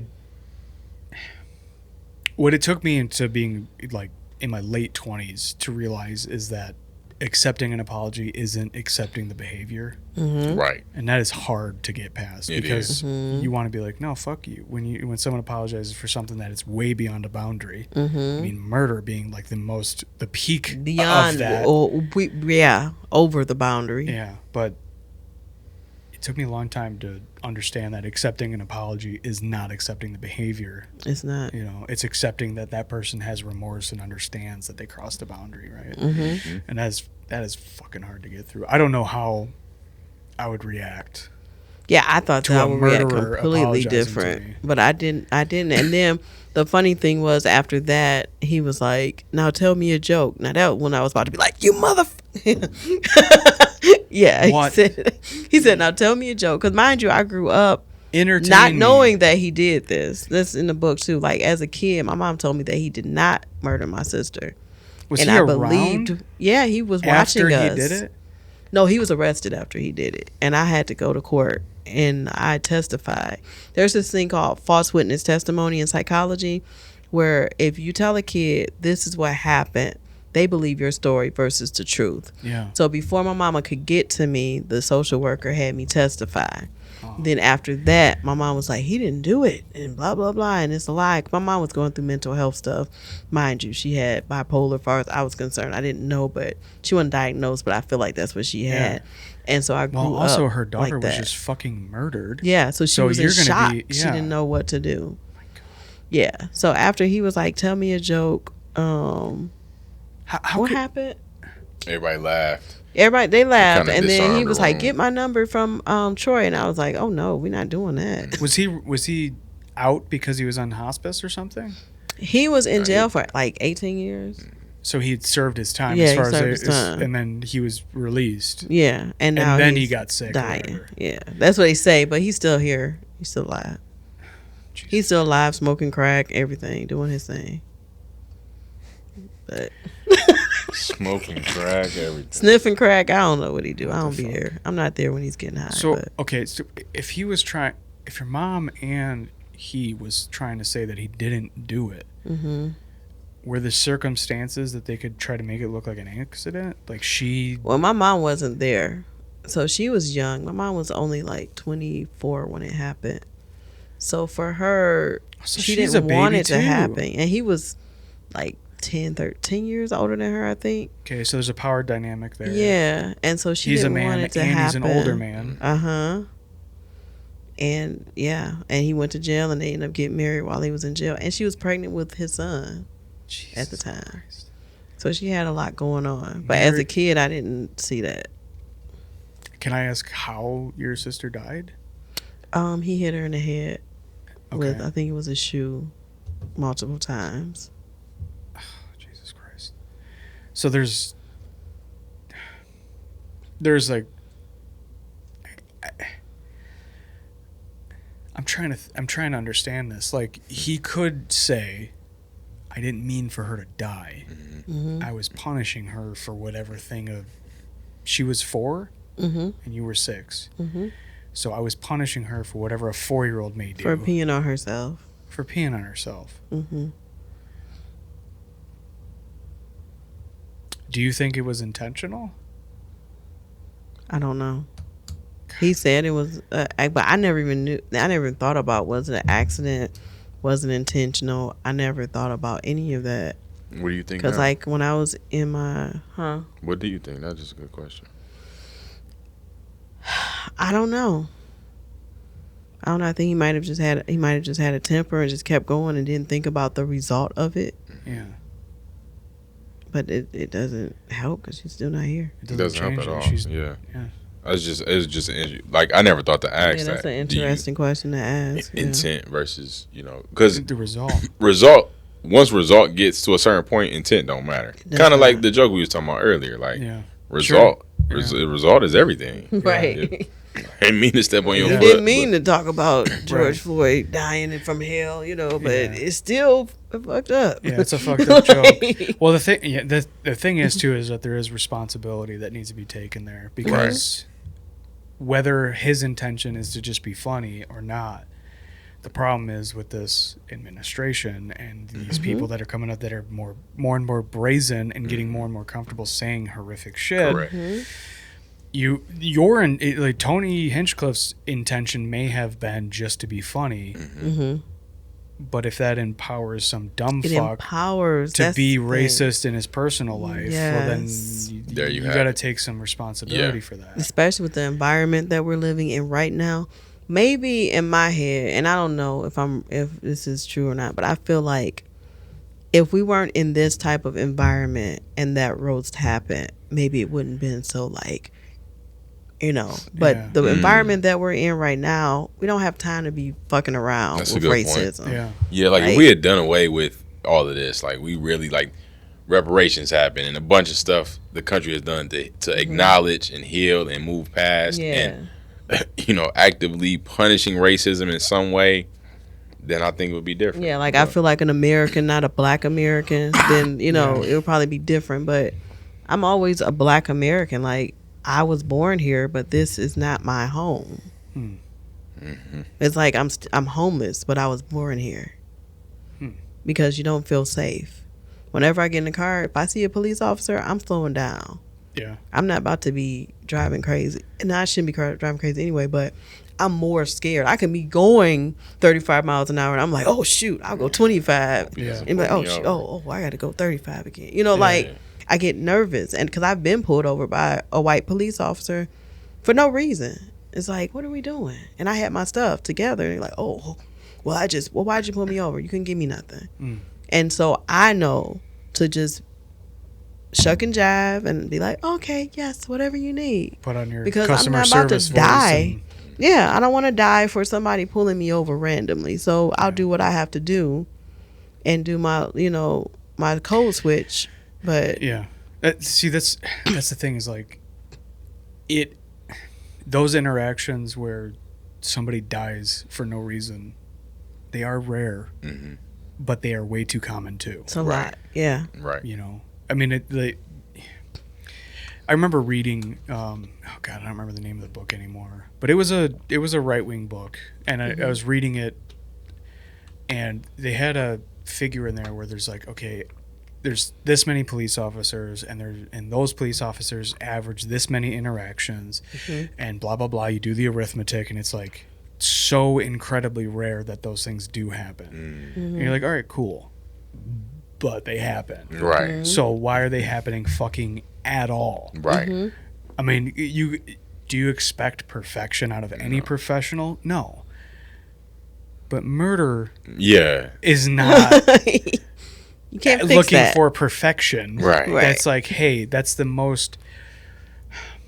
But to play devil's advocate, like I always like to do, you also are playing in a game where it could be life or death with the wrong person, and there's absolutely times when a cop has to kill somebody. For sure. Yeah. But there's so many where it wasn't warranted. it wasn't not the even case. like violence wasn't even remotely warranted. Correct. It's very rare. Like when I was a CPS worker for 6 years, most of the time I barely got like real like, oh, we abusing the mess out of our kids. But when I did, it was like, oh shoot, I got to do what I got to do. But Yeah. it wasn't like every case. It would be like 5 cases of nothing, 1 case of oh shoot, Yeah. you know, 5 more cases. Oh shoot, you know, like that. It wasn't like more abusive cases than people just calling on their neighbor just to be An asshole. Yeah. To be a Karen, try to cause problems for people. just for the fun of it. Yeah. Right. Like that bitch that was calling on my kid. Exactly. Walking while mixed. And it would be so annoying because I'd be like I've had people calling on another black person, white person. Well, yeah, she was. I'm like, this is not what it is, and Yeah. it'd be so annoying as a person that's working trying to save kids, and you just calling, Wasting my time. wasting time. Yeah. Yeah. God. It's weird times to navigate. It really is. The first time that Trump was elected, people were making claims like, oh, you're going to empower all the dipshits again, and you're going to make them all feel brazen, and they're going to get comfortable saying horrific shit again. And I was like, man, fucking come on. Like, people aren't going to just change. And then, 10 years later with his second term, I'm like, oh shit. Like I was wrong. Like there's absolutely people that are way more comfortable being racist and anti-Semitic and all this stuff that you're like, hold on a second. Like reading history books and you're like, how could people be like this? This is insane. They were like it. And now there's like the most brazen anti-Semitics and racists completely feeling validated in the way that their ignorant brains work. Yeah, like they're taking our jobs. Like, okay, no, I went to school. I have 2 degrees. I earned the job that I got. Like, what are we talking People are saying about? that about black people? Yeah, and they'll be like, they're taking I our thought you were talking about jobs. ICE. Or, Yeah. oh yeah, the ICE, them doing the ICE stuff. I had a coworker who voted for Trump the first time. And me and my black coworkers was looking at it, and some of my white coworkers was looking at her crazy. And the second time I saw her recently, she is not with Trump because she was like a cousin. I loved hanging out with her. I was like, boom, for Trump. Second time she was like, this is dumb. Like, ain't no way. If y'all don't see like the first, like I can kind of forgive people for voting for him the first time because if you don't, you may not see everything. You may just be like, oh, okay. But the second time, it's like, what are you doing? I mean, I gotta say, I understand why people voted for him both times. I get it because in 2016 you had the Bernie Sanders movement, right? Feel the burn. There was huge momentum behind Bernie, and he was, even though he has been in politics forever, he's been consistent. Since the 60s, he's been saying the same shit. So although he's been in politics forever, he is like anti-establishment in a way.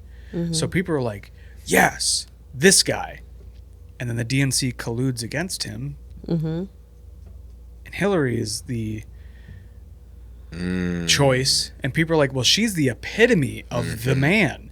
Her husband destroyed the middle class. He killed unions. I mean, what the This guy who's for the working class destroyed the working class. We're not voting for so the next person that was anti-establishment was Trump. And I think it's like they cheated for him because it was like it could have been a squirrel with 2 nuts. They would have been like, okay, give it to him. Well, I think the thing is that all the people that were energized by the idea of Bernie skipped and went to Trump and was like, dude, this guy's anti-establishment. He's talking like me. He's a regular person. He's not a career politician who's just spewing bullshit. And Hillary would disagree with herself in the same sentence. You know, and it takes to 2014 when she started saying like gay marriage is okay and like, you know what I mean, like all this stuff that like, well, hold on, if you're expecting people to vote the party line here,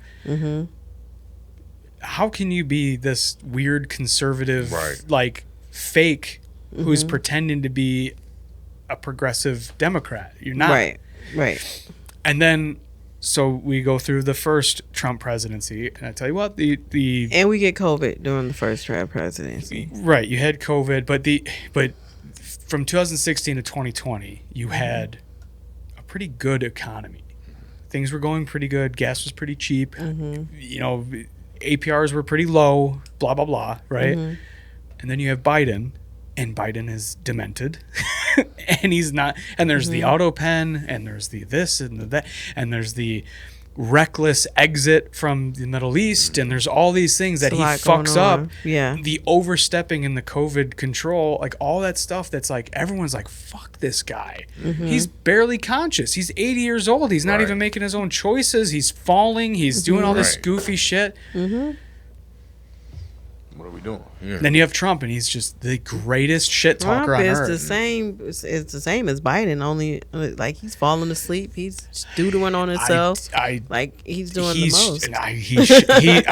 He's not the same as Biden. He's sharp. I don't like him. I don't agree with him, but he's sharp and he's witty as fuck and he's hilarious. He's funny, but he's not. He says things that's like, if you were a president 8 years ago, there's no way. He's not presidential at all. There's no way. Let me be clear about how I feel about him. Okay, I'm like, he is not presidential at all. But objectively, if I was just watching this as like a debate for like class president, I'd be like, well, of course, the guy who's funny and sharp and with it is gonna win over the guy who's a babbling idiot who like everyone else is running the job for him, doing the auto pen shit. He's not even doing the job he's elected for. You know what I mean? I get it, but his like that goes to morals too. Like the way he talks to people is crazy. Like I wouldn't want either one of them, honestly. I don't. Right. The fact that we have a popularity contest to run the country is asinine in itself. It's especially like a monarchy is not the solution to that at all.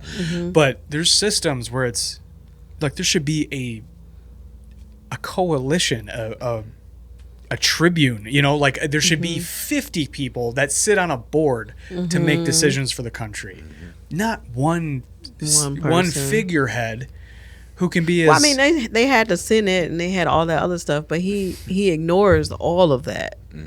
He just does whatever he wants to do. Well, you're supposed to go to the Senate and ask, you know, and do the... Yeah, well, he can only do what is legal, right? They're going to stop whatever is illegal, but he's absolutely a used car salesman, and he's just... I mean, he is...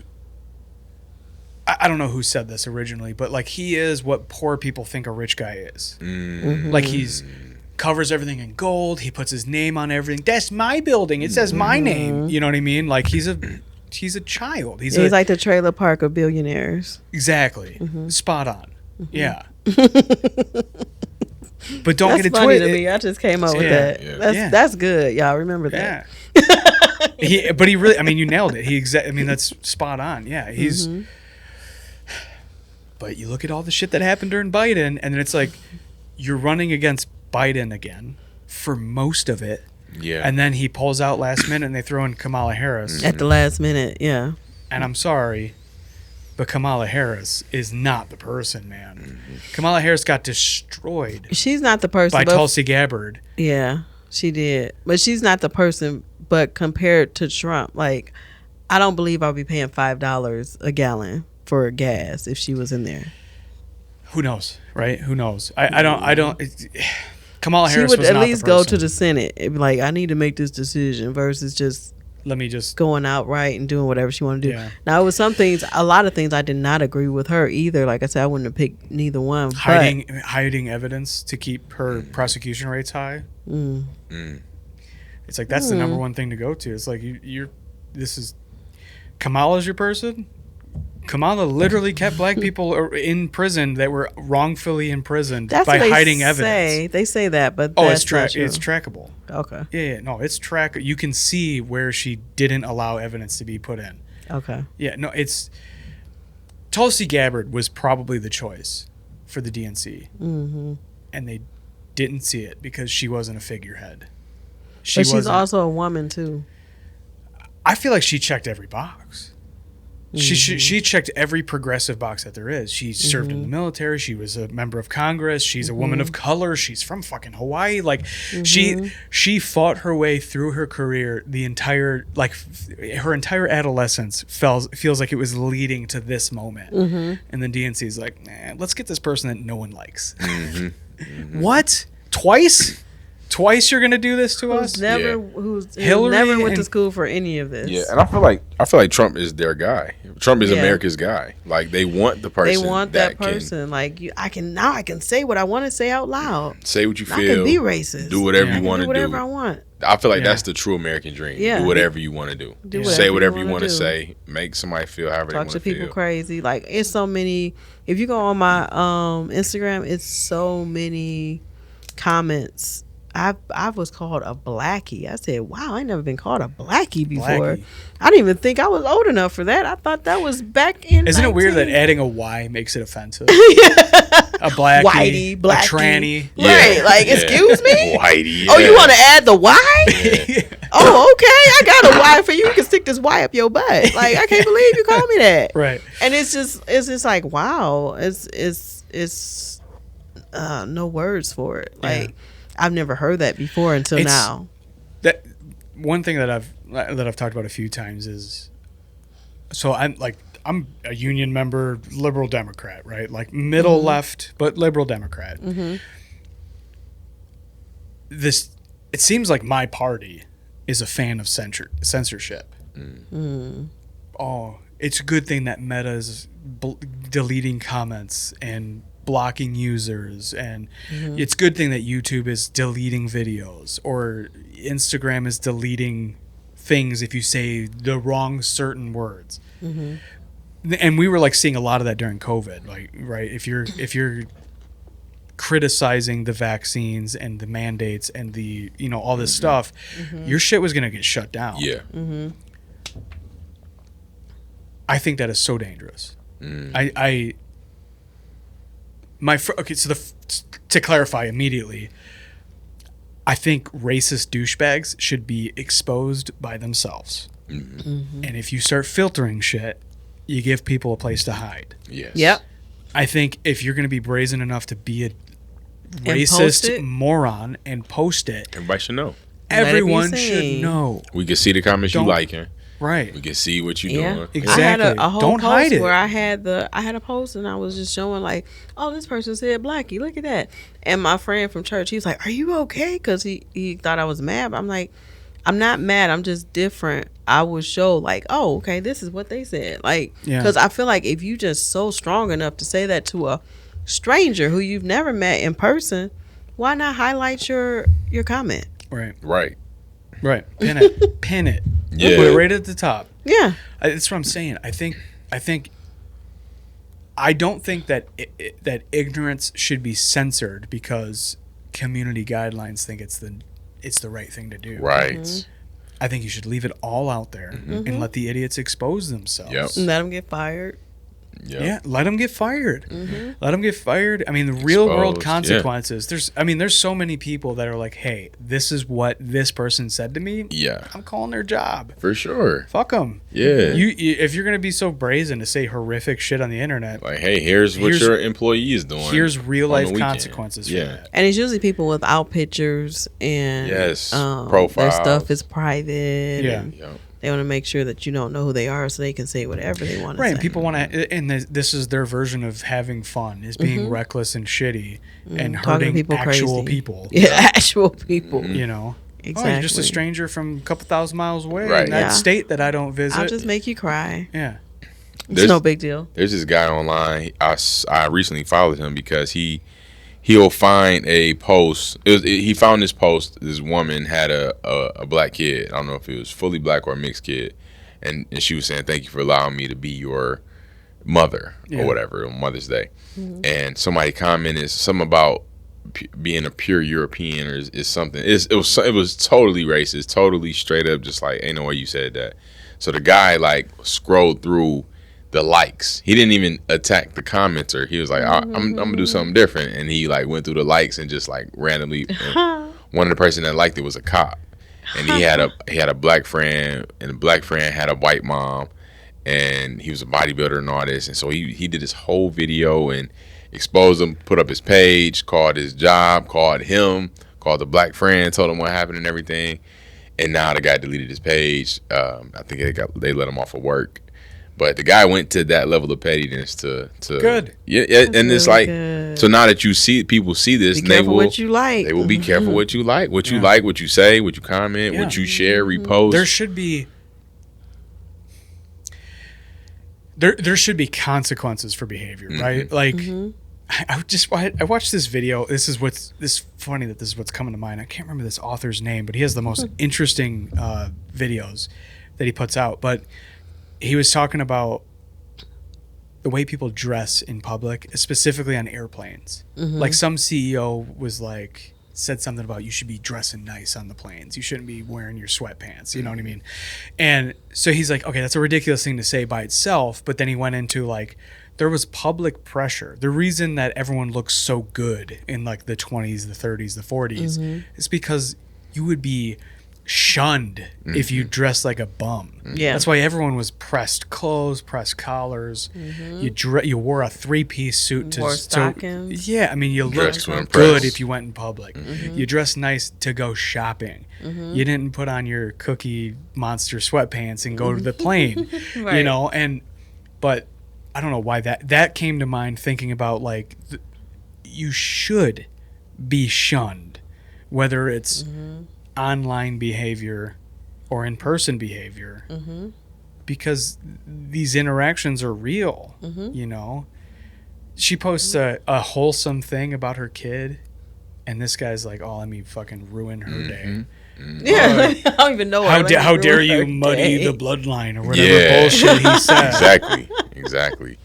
And hundreds of likes, you know. It'll make people do it less too, because sometimes people do stuff because they feel like they can get away with it. Yes, there's no consequence. And it's like, especially you can get away with it. Oh, well, I can't do that. Now. especially the like feels hidden. Like, Yeah, okay, like you're sneaky. just stand in the background. Right. But you can click that button and see everybody that liked it too. Like, Yeah. so. I like it. To your point, I like it. It gives a freedom of speech. She's been doing a lot of this more content. She'll do content on Trump or just anything that happened, and it's getting her a lot of traction because people like that. People like, drama, and it keeps it up. And even if somebody is commenting bad, it does hurt, but it's more the algorithm is her content. Yeah, I don't being pushed. even look at my stuff no more. Yeah, and just a bunch of garbage comments. And, some people are saying good stuff, but yeah, You can't read the comments. nah. I leave it alone. Because a lot of people are looking for content that they don't agree with so that Yes. they can argue. That's what they want. They like, I need to argue. I feel better. Yeah, and I've been pulled into, especially as a comedian. I'm like, you little trailer park piece of shit. Yeah. You know, like, right. after Oh, they yeah. went off on me. I'm like, you little. Yeah, right. Oh, I've done And I'm the just same going thing. off of a picture because they don't have anything. You little private screen. Trying to roast their existence. Anytime I talk about AI on this podcast, oh my God, the comments are like, they need to make podcasting equipment more expensive. This guy doesn't know what the fuck he's talking about. This guy's a douchebag, my blah, blah, blah. God. And I'm like, you These don't are know so me at all. stupid. You just, At all. you just disagree with me on this one thing. And my feelings on it are not controversial. It's this tool's not going away, so adapt. That's it. That's it. Now the controversies about data centers and like how they're, draining water supplies don't and agree with that. skyrocketing Yeah, that sucks. utility prices for locals. That sucks. Yeah. Noise pollution, that sucks. That's all stuff that's got to be figured out. But I tell you what, put the fucking data centers in the middle of the desert or something, or put them in the ocean. There's so much water in the ocean. Right. I don't know what the solution is, but I know that AI is not going away. So to refuse to learn to use it, and then also like have it be your whole identity that this is an illegal thing. This is something you can't touch. You can't even. Don't even say the word. It's fucking, it's he who shan't be named or whatever. Yeah. Relax. It's just a new tool. Yeah, for me, I don't like it because it takes away all the water. But I have used ChatGPT. Yeah, I use it all the time. A lot of, but I get scared every time I use it. I'd be like, sometimes, like the other day for our description, I just used my brain. I said, I'm just gonna use my brain today. But sometimes I'm like. Yeah, I mean, not a lot of times I don't have time to like. It's just a tool that maximizes efficiency. The thing, okay, I've said this before. I've said it 100 times. You can use a hammer to build a house, or you beat yourself to death with it. You know what I mean? Like, what the? I mean, it's so tool, AI is just a tool. So use it with your morals. That's it. Yeah.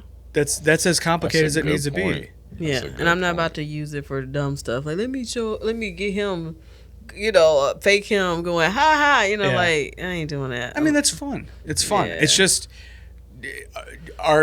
my feeling on it, like, especially doing comedy, it's like, I will not write jokes with AI. I will not use AI for my jokes. I didn't even think about the people doing that. Oh, God. I've seen a few on mics, and I'm like, You could tell. yeah. Wow. The way that it's framed, I'm like, this is like, it's just you're saying words that you wouldn't say. You know what I mean? And I'm like, you're not smart enough for those words. Not even that. It's just like it'll be like framed in such a way you're like, this isn't a human thought. This isn't like, there's something about it that's like, that's missing. you ever hear that uncanny valley? You ever heard that term? It's where something is so close to being human that it becomes creepy. Like a modern example is like the Sonic movie that it was coming out. The first version of Sonic was creepy as hell, and they had to completely redo it because he just looked like human-esque. Okay.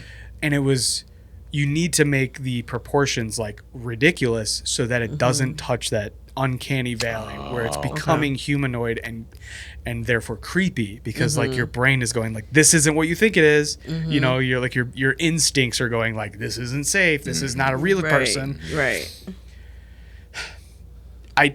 I don't know. I really I enjoy what I can do with AI. Yeah. My cousin, he makes music and stuff. And he's an AI professional. Like, he makes songs, and he have like people singing and all kind of stuff. Yeah, see that I don't like either because there's real musicians. Like I'll use it for like I was trying to figure out a present for my fiance's birthday. And one of the projects we have at the house, I was like, oh, this could be the present, maybe. And so I have one shed, and I'm going to build another shed because we need storage. But I need to build a foundation to fix where the first shed is at and put the second shed on it. So I was using ChatGPT. I'm like, all right, these are the dimensions. This is what I want.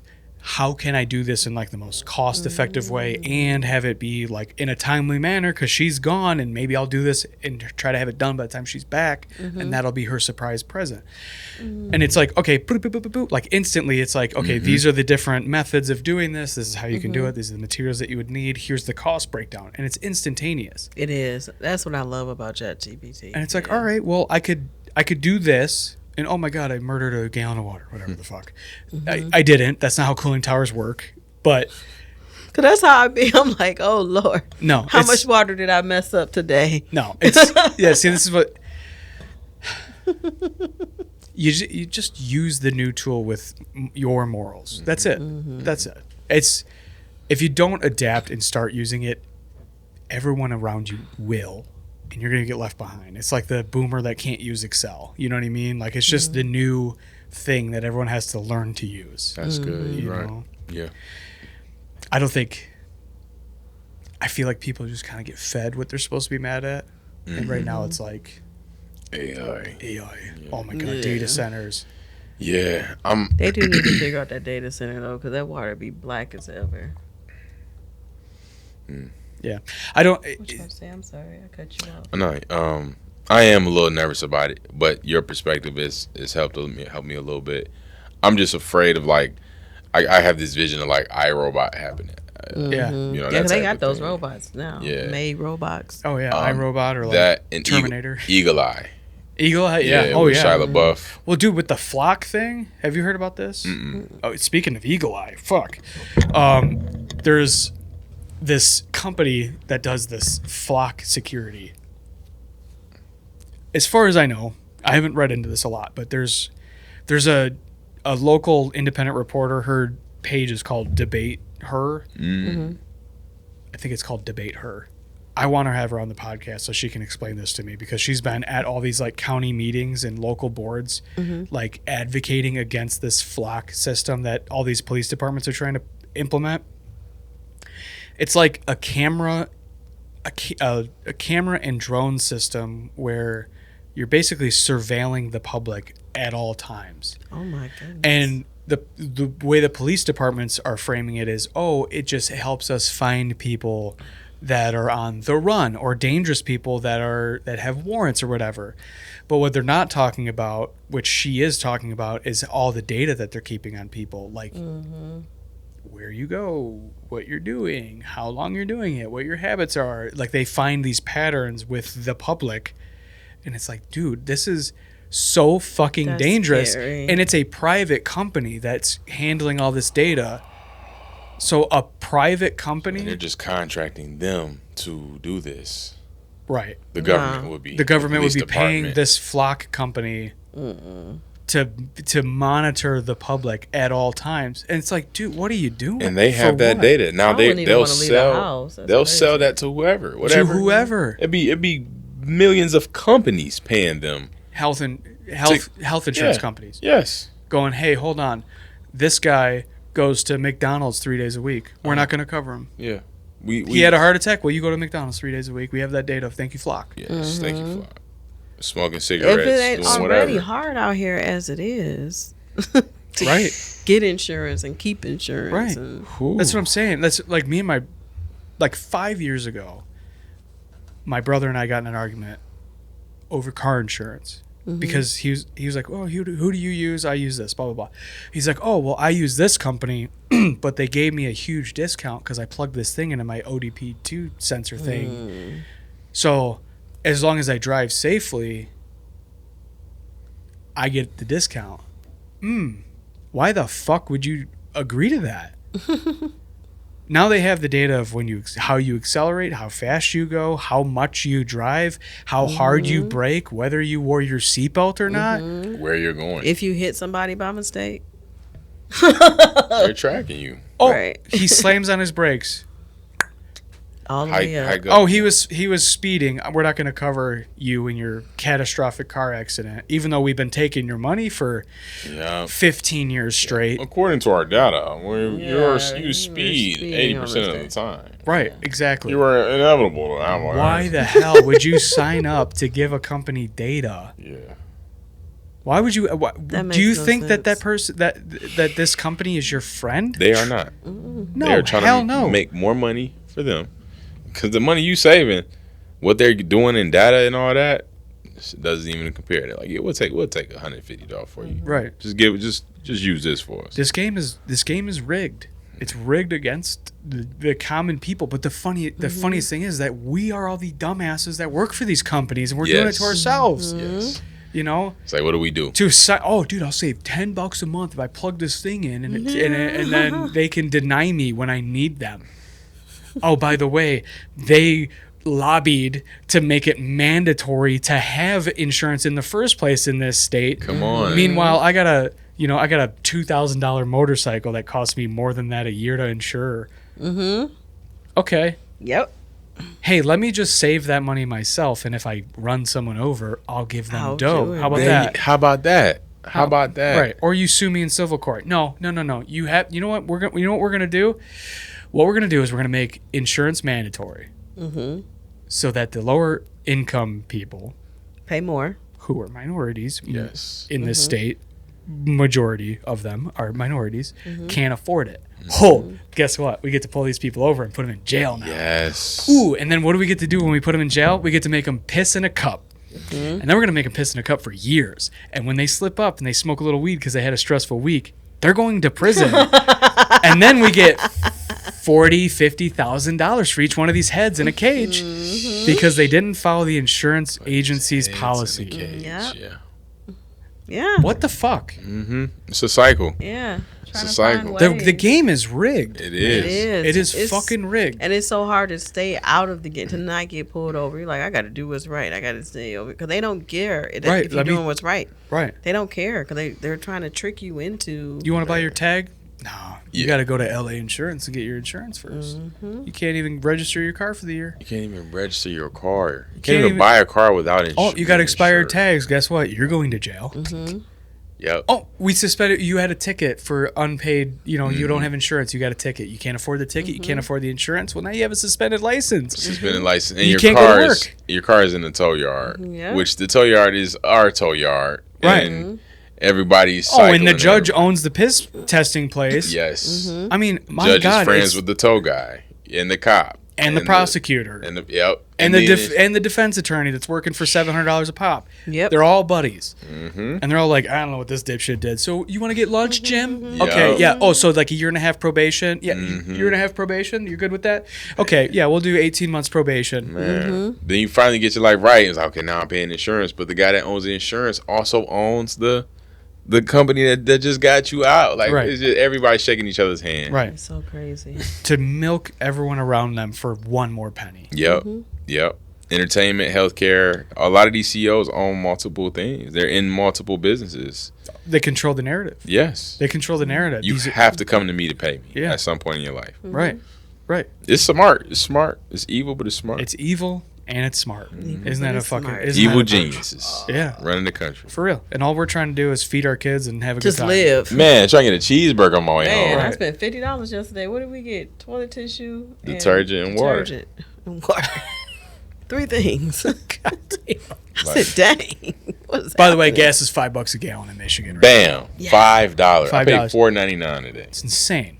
For That's, what? Man, that's a $5 footlong. That is a hot and ready pizza. Right. No more $5 footlongs, is it? That don't even exist no more. Yeah, they don't It's exist. not even a And Little $5 Caesar's hot not even. It's not. Yeah. Ain't no hot and ready. It's a smooth $6 now for sure. Yeah, $5 hot and ready. is Arizona iced teas are $1.30. This country's What? going to shit. Flip I the haven't table. had an Arizona iced tea in so long. $1.30? Oh, that's why I don't drink tea. I just drink water. Yeah. I mean, it's I don't know. I don't want to sound like a freaking boomer where it's like Yeah. back in my day. it 'Cause I'm was about a- to- I was about to 25 start it. cents a bag. Yeah. The bags of chips. Yeah. I mean, For it's, $4. Right. but it's like I also wasn't making what I was making when the shit was That's costing true. what it Yeah. cost. And you that know? So it's- there is a natural inflation to things. Yeah. But Yeah. $5 gas is It's ridiculous. insane. now. It's insane. We was like a couple years ago. We was at a strong 240, Yeah. 250. Right. You know, a couple years ago. right. Not that long ago. Yeah, it's Last doubled. Last ago. year before. It's doubled in a year and a half. Like, Yeah. what's happening? Yeah, Yeah, it's we crazy. know I it. mean, It it's make you not war wanna go and nowhere. whatever, Yeah. but- yeah. I don't know. I have buddies who I'm not a sports guy. Like my sports are like skateboarding and like dirt Okay. bikes and shit. Like that's what I like paying attention to, and golf now that I'm getting older and fat. But I have buddies who football is their thing, right? All the drama, who got hurt, who's getting traded to where, blah blah blah Coach blah is blah, right? getting fired. Coaches getting canceled, players getting terrible. fucking strippers beat up or Yeah. whatever. You know, like all the drama. It's entertainment. Yeah. But then I have buddies that don't have football, who are like, "Did you see what the Israels did? Did you see what happened on Gaza? That's their Blah, their blah." football. That's their football, and I'm not that guy. I can't be that guy because So what's I your was so football? stressed out. comedy, dude. Okay, yeah. Comedy, comedy, and then like psychology. Those are like Okay. my two things. Me where I'm too. like, yeah, Okay. All Hell right, yeah. Matt. Yeah. yeah. But yeah, I can't be the guy that like the politics is. I pay attention I pay to attention. some of it, but I also like when I sit down with someone who's like actually this is their thing. I'm like, oh, I don't know a fucking thing. I don't know what Okay, you're I talking just about. know the headlines, bro. I don't Yeah, know, you know. yeah. I didn't read into I it. ain't Yeah. know that. I'm definitely a headline It's guy. stressful. Yeah, but you can't do. There's too much shit going on in the world. Way too There's much. too much. It There's is. too much to. I mean, like when my week is, dude. I'll show you my calendar. My week is asinine. Yeah. Every week. You got 3 children? I got 3 kids. Listen, look at this. This is Oh, every yeah. single like Oh, where the wow. gray is each day. Wow. So like Oh every my single day, gosh. like my schedule is asinine. At least 3 things every day. Every day, at least. I mean, I got 3 kids. 3 kids, 3 things every day. Three kids that are in 2 different sports. Mm. I got work where I'm working 60 hours, 70 hours a week. Oh my god. And then I'm also doing comedy. Doing comedy. And then I do the podcast and the editing and How the you're doing it. You dude, stay busy. Yeah. I also garden. So like and I Oh, that's wonderful. bro, I am so burnt out. I want there's- to learn how to garden You so gotta- bad. You're gonna show me a video about Gaza? I'm straight on I'm that. good. I don't give a need fuck. to see that. I'm trying to take a nap. It's not Right. it's not my shit. Everybody can suck my. No, you're right. That's what I'm saying, man. Right. Like I get it. Those guys I don't think would want to admit that it's entertainment for them. Mm-hmm. But man, no, I am so busy I can't give a shit. Yeah, for and I got me- family over there. It doesn't Yeah. matter to me. I can't. It's not. I Can't worry about it. can't worry about it. No, this is At not the life for me. I watch a lot of comedy so that I don't lose my mind. You Yeah. have Gotcha. to. Like my thing is, have you seen Wanda Sykes' newest thing? And it was funny, and that's the thing. She's underrated as fuck. She Even though she's is. huge, like she's like, I think for every comic that's a household name, and for like Mm-hmm. most comedy fans in general, that's going to be like kind of a household name. I think she is one of the greats, and I don't mean one of the is. female greats. I mean one of One of the the greats, greats. period. All time. Period. Great. Yeah. Man, Yeah. she's, I'll put her on like a top 50 list for sure. Yeah, of for all sure. time. Underrated. Yeah, for Yeah. sure. I mean, for me, probably top 20. You know. I wouldn't be mad at that. All right, yeah. let's. You know, we've been so heavy for so long. Let's get to the fun shit. Okay. Yeah, it's gonna have to be quick too because we got to go. Oh, to, yeah, we're- play. Oh, right on. Okay. What time you got to get out of here? It's 7. Should have been good at it. Yeah. Oh, okay. All right. Let's end on a fun note. Then. on that note, give me your Mount Rushmore of comedians. You give me each. You give me your top 4. Oh. For me, like I said, Wanda. Yeah. She's one of She my top 4 for favorites. you? For me, because as a female comedian and then Makes seeing sense. how far she's gotten, yeah, I love her. Eddie Murphy, because my birthday is after his, and he's so funny, and he's just an actor. That's what I want to achieve. I want to be more so comedy, but more so a comedic actor. 'Cause Okay. I just love acting, and I love Yeah. just being. I'm very physical, and I love being physical. So yeah, him, Wanda, Eddie. I know it sounds very crazy, but well, no, I don't. I like Bill Burr, I love Bill Burr. He's a great comedian. and then You feel like I gotta pick all black people. yeah, I was like, let me pick a white person. But he's got his black card. His wife's He black. does. He's not right. He's not black. I mean, he's not white. And Yeah. then It's not black. for me, it's between Cat Williams and Dave Chappelle. Dude, I love Cat too. Like they kind of tied. Yeah. So you got Wanda, Mm-hmm. Bill Burr. No, Eddie Murphy after Wanda. Okay. All right. Yeah, it's Eddie fine. Murphy. And then it can't be a toss up. You gotta pick one. Cat. I'll write that down. It's gotta be Cat. I'm saying You Cat just put for Cat for me. I'm putting then. Cat for But you. I love It's Dave Dave. Chappelle Dave for because of his how smart he is. He has the smart comedy. Yeah. And I love smart stuff. But Cat has smart comedy too. Yeah. He's underrated. Dude, I had Cat Williams' old writer on here, Stephen Lally. Oh, nice. That was surreal as hell to sit here and have a conversation That's with him. amazing. Wow. Yeah, it was. He was telling me stories, and I'm like, dude, I was just sitting here going, like, this is fucking like, I was like, I'm not that I can't high. even This say is anything. fucking I'm just- crazy. This is really happening, This is right? wild that I'm sitting with Stephen Lally, who is an incredible comedian in his own right, but also wrote with Cat Williams. Worked for Cat Williams for a few years. Wow. Crazy.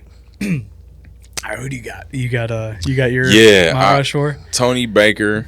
Tony Baker. Yes. Hell yeah. Yes. That's his favorite. I feel like he's so underrated. Yeah, my personal favorite. Shoot, I forgot about Can't pick everybody. Godfrey. Dang. Oh. Oh, so would you change? Gilbert? Godfrey. Godfrey. Is that a single name? Yeah. I don't even know who this is. I thought you were talking about Gilbert Gottfried. No, Godfrey. He's like, you got to look him up. He's a great comedian. Okay. So yeah. You said Eddie, Wanda, Dave, and who else? And Cat. Okay. But Godfrey, he does very good impersonations, and he's very smart. He has like that smart comedy stuff going too. Yeah.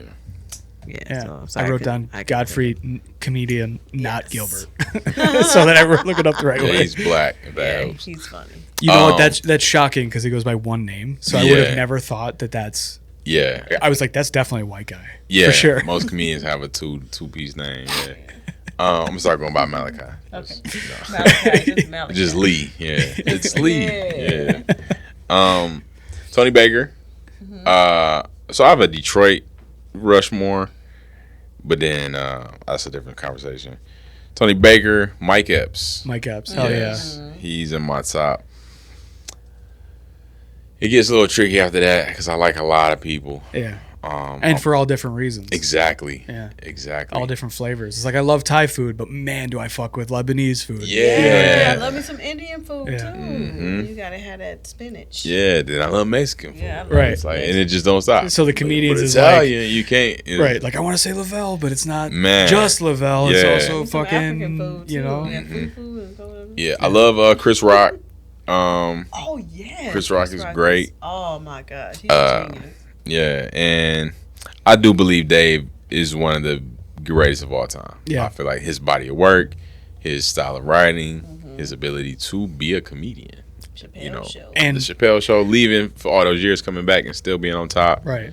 And I feel like Cat is one of the greats as well. Yeah. Cat, I think, is underrated. I think he's underrated on how intelligent he is. Yes. Because he's a caricature. Mhm, You know, right. he's got a silly perm and a pimp suit, and he just says he's got a ridiculous voice. But if you're like, wait, hold on, let me if you wrote down what Kat says, you're like, damn, this guy's fucking Smart. brilliant. Yeah. Actually, genius. Yeah. Yeah, brilliant. Yeah, I love smart comedy. Hell yeah, that's a great. You guys both have good Rushmores. Fuck Thanks. yeah. What about you? Bill Cosby. No, I'm kidding. Ah, That wouldn't be used to be mad. my favorite. She's- Bill he Cosby is- was okay, my favorite one. as a comedian- until all that stuff. As a comedian, objectively one of the greatest comedians One of of all the time. greatest. But- to be clean too. He was a real dirtbag. He was. Yeah. He was a Unfortunate. clean, dirty Someone dirtbag. told me that someone said if what he did was true, which it seems like it is, Mm-hmm. he might be the most prolific rapist of all time. Mm, And that is fucking hard to hear. that's wow. Yeah, you're right. That's a Ugh, good point. Sucks. Okay. Yeah, because that's a lot of people. Yeah. Yeah, dozens, right? Yeah. It's like 70 something came forward, and I mean, how many of them were proved? It's fucking. I mean, you can't really prove shit that happened 40 years ago, but circumstantial evidence is pretty heavy. And Jesus Christ, man, it's horrible. I saw Okay, him in person before too. It was magical too. dude, man, I was making fun of this with Mo Yancey. I think it was with Mo Yancey, but we were talking about like right before the shit about him being a rapist came and drugging people and raping women came out. There was like a viral thing where he was talking about how like black people wonder why they can't get jobs, but they're sagging their pants and they're tattooing their faces, and it went viral because like every racist douchebag was like, yeah, see, even Bill Cosby thinks this. And I was like, okay, but if Bill Cosby got a face tattoo and sagged his pants and didn't rape anybody, I'd prefer that guy. You know, real. like go ahead and get a That's- fucking ice cream cone tattooed on your face, Bill. Do what you gotta Just do. don't Yeah. rape anyone. Yeah, like You know? come Bill on. Cosby. Yeah. That's a good point. Okay, all right. My Mount Rushmore. I've answered this before, and now I'm feeling insecure because I'm like, am I going to say different people? Don't It feel changes. It changes. Yeah, it does. So, It's fluid. speaking of problematic comedians, Louis C.K. is on my Mount Rushmore. Yes. Okay. He is one of the good. greatest. I never he- seen a special. I think I've he only is. seen him acting, but he's very. We gotta look at. his. so you is- talking about he's good as an actor? We ain't talking about acting. He is You fraudulent.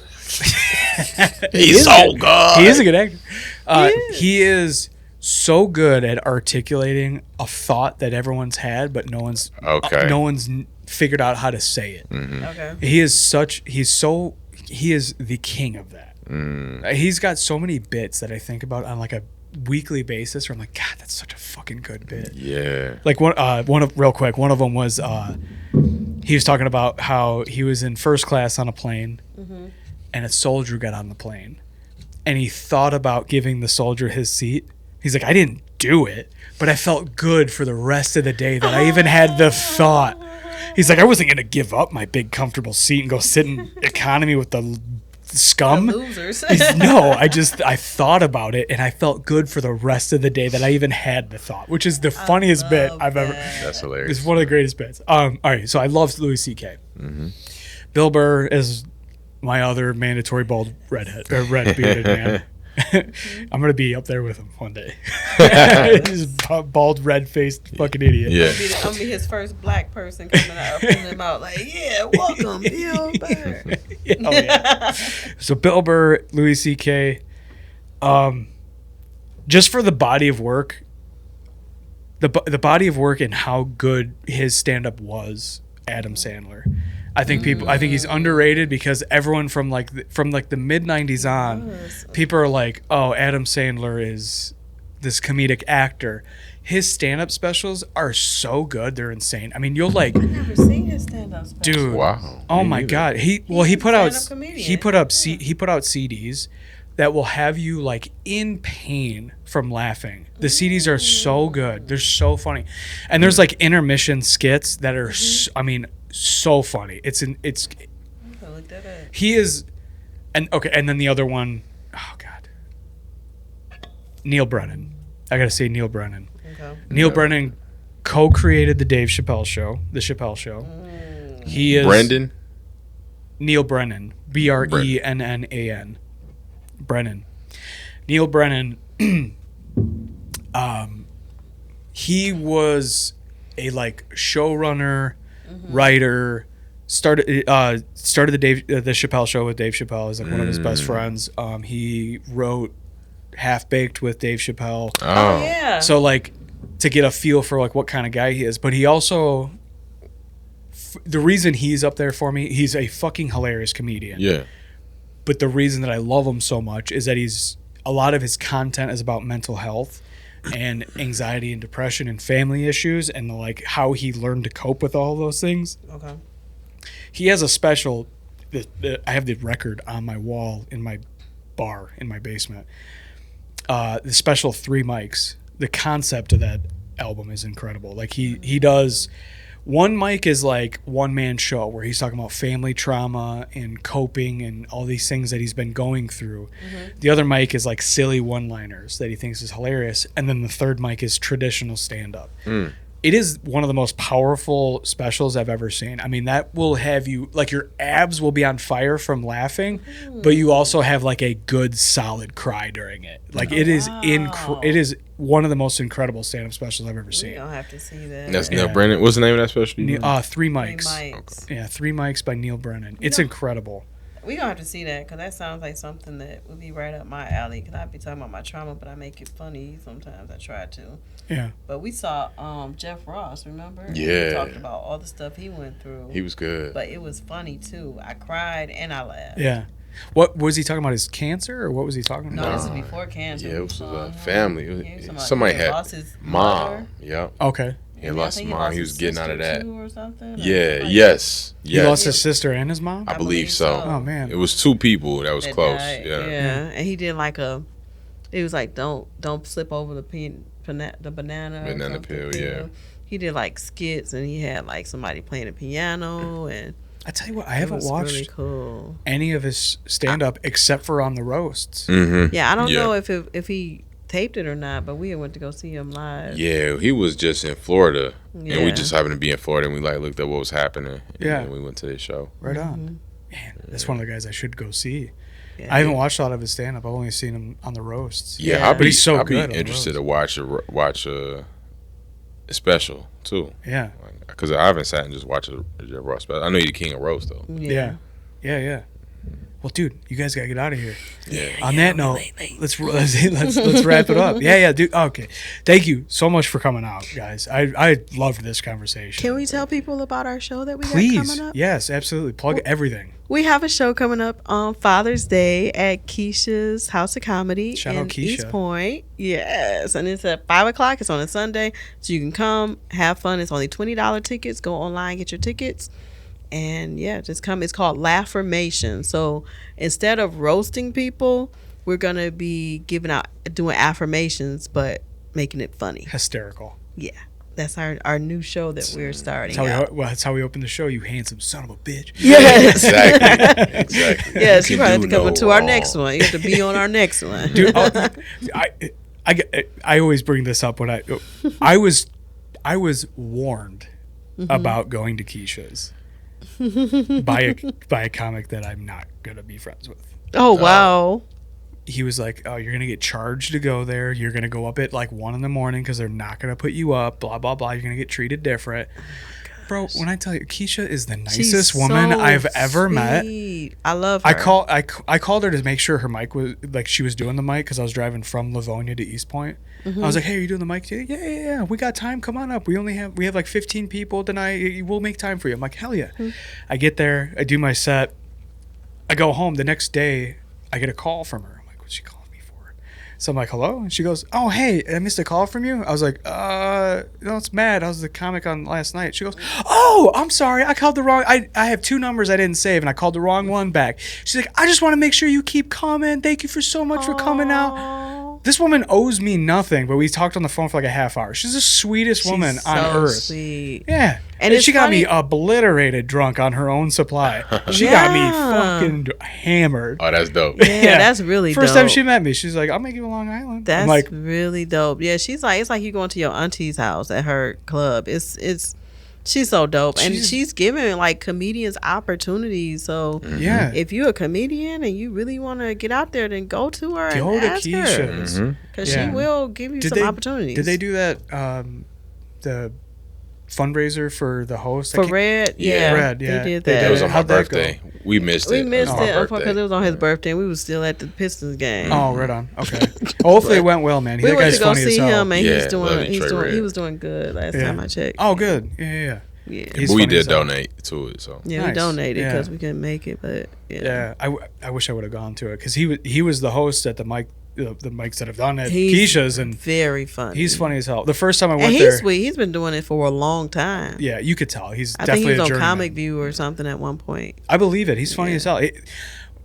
He would riff off of like what the last guy had all the written material about, and his riffs would be way funnier Funnier than than his. what you said. Yeah. Like, damn, this guy's good. Yep. When he went to go call me up, he goes, now I know some white motherfuckers in here because someone here is named Matt Smith. I go up there, I'm like, I'm Lebanese and my kids are mixed, so you got that shit wrong. Gotcha. He's funny as hell. He had a sparkly ass jacket on. That's the only thing I remember about him. I can see He had that. like a new era fucking Detroit hat on, Yeah. and then a sparkly ass Detroit shirt jacket on that had like the skyline on it. I was like, this guy is fucking hilarious. yeah. This guy's a Yes. character, man. Yeah, we But- did that. What was it? Something with it. That show. What was it? The Wildin' Out. Wilding Out. Yeah. Oh, and it right was the on. men against the women, and we was like wilding out against each other. Yeah. It's not my thing, but I did the best I can do. I'm such a cornball when it concerns like, yeah, you so, yeah. Like I'm not really good at that. Keisha's is cool as fuck, man. Yeah, I hope she that is. place blows up. That place is awesome. Me Yeah. too. Yeah, it deserves it. Yeah, She so hopefully deserves we it. see y'all Sunday, Father's Day. If you Yeah, got nothing come to on do, out. only $20. Yeah, hell yeah. Come laughy laugh. Yeah, and where can people follow you guys? Oh, you can follow us at The Lovelies, LUVLEES. And then we also have a website where you can go to lovelies.com, join our email list, and you'll know all of the information. And then we have our individual pages. Yep. Malachi Lee _. The link in my bio has all the films I've been in. Yes, Some we have stand-up. a wonderful actor, and then I'm an actor, and you can go to comedian DANILUV. We also have this this commercial that's just been going around. People have been texting me like, I've seen you on the Met commercial. So yeah, we're there as well. Hell yeah.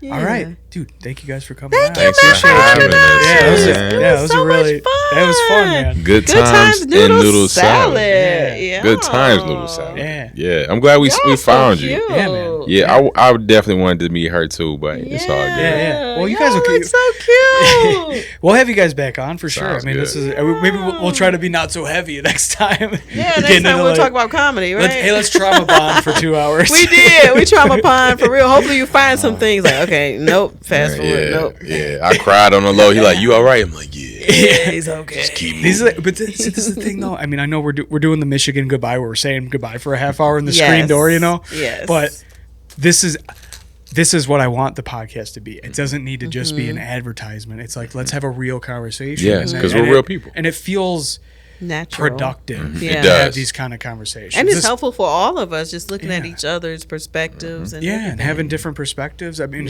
Yeah. especially you have these conversations with people that don't have.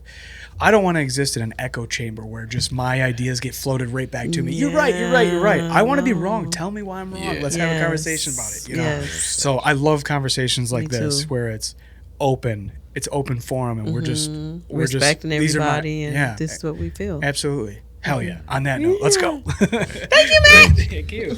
Peace. Ultimate purpose is not survival. It's finding purpose in what you love. I'm pumped to be branching out and being like, hey, we're gonna sit down and have a couple-hour podcast. Is it? Is it, dude? Jesus You just like talked for 5 minutes. I'm like, is it though? I've always been inspired by this shit. Yeah. Dude, that pizza was so greasy. It was disgusting. It was not disgusting. Disgusting. Good times, Noodle Salad.